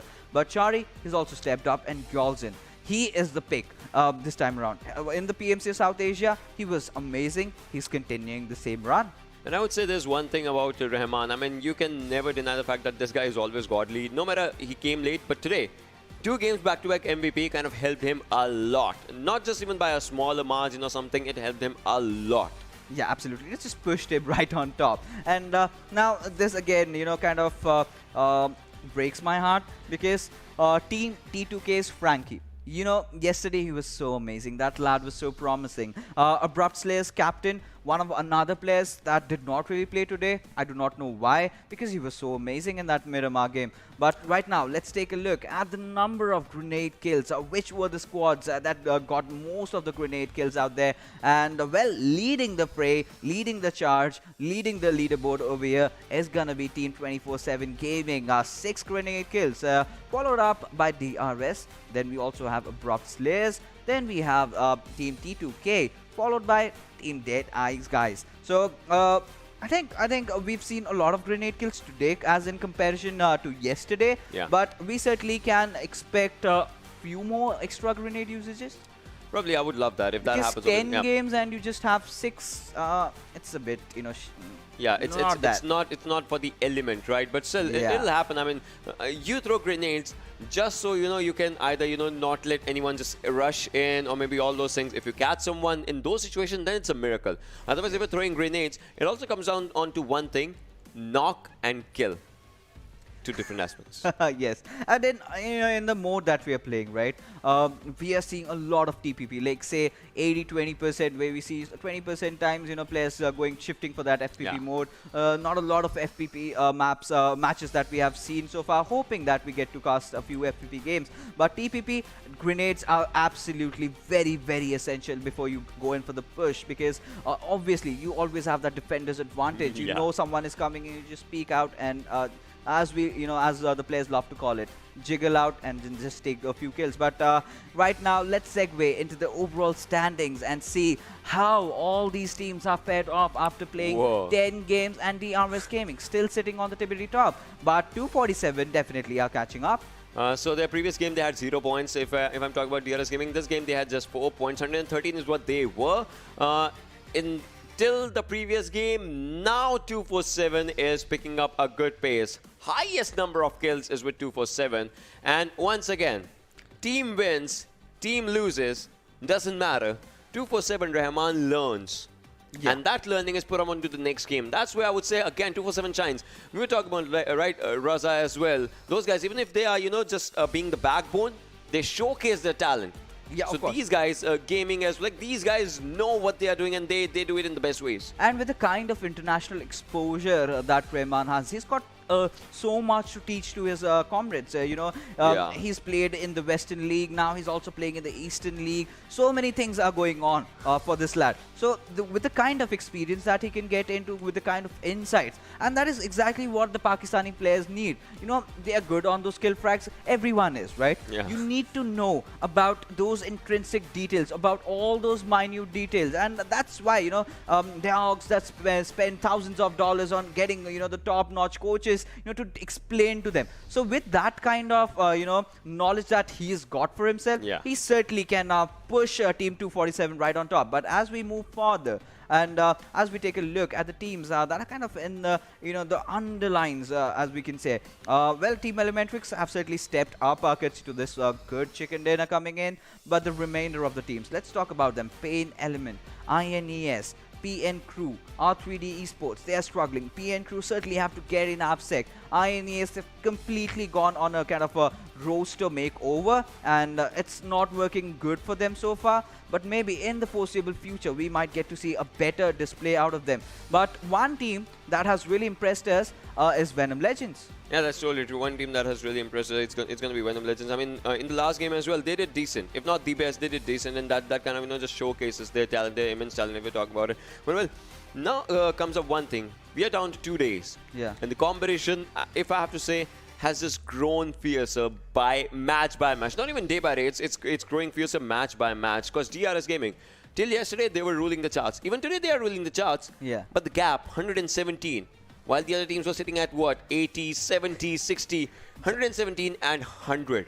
I think they had back-to-back 3 bad matches. Plus. Yeah. DRS Gaming, they have played maximum number of matches for now. There will be a time when they won't be playing. That's the time where other teams will be, looking forward to go. Talk about competition. I think Venom Legends is a squad that is looking really promising, and with having played the least number of games and still sitting in the first page, Yeah. definitely is a very good thing. But with that, we have finally come to the conclusion of tonight's event, and it had been an amazing day so far with all these teams, putting their hearts out. They were winners and they were always learners. But tomorrow we will also be back with some more intense action of PUBG Mobile. Till then, stay safe, stay happy, stay amazing, stay awesome. Bye-bye. Sayonara. See you soon.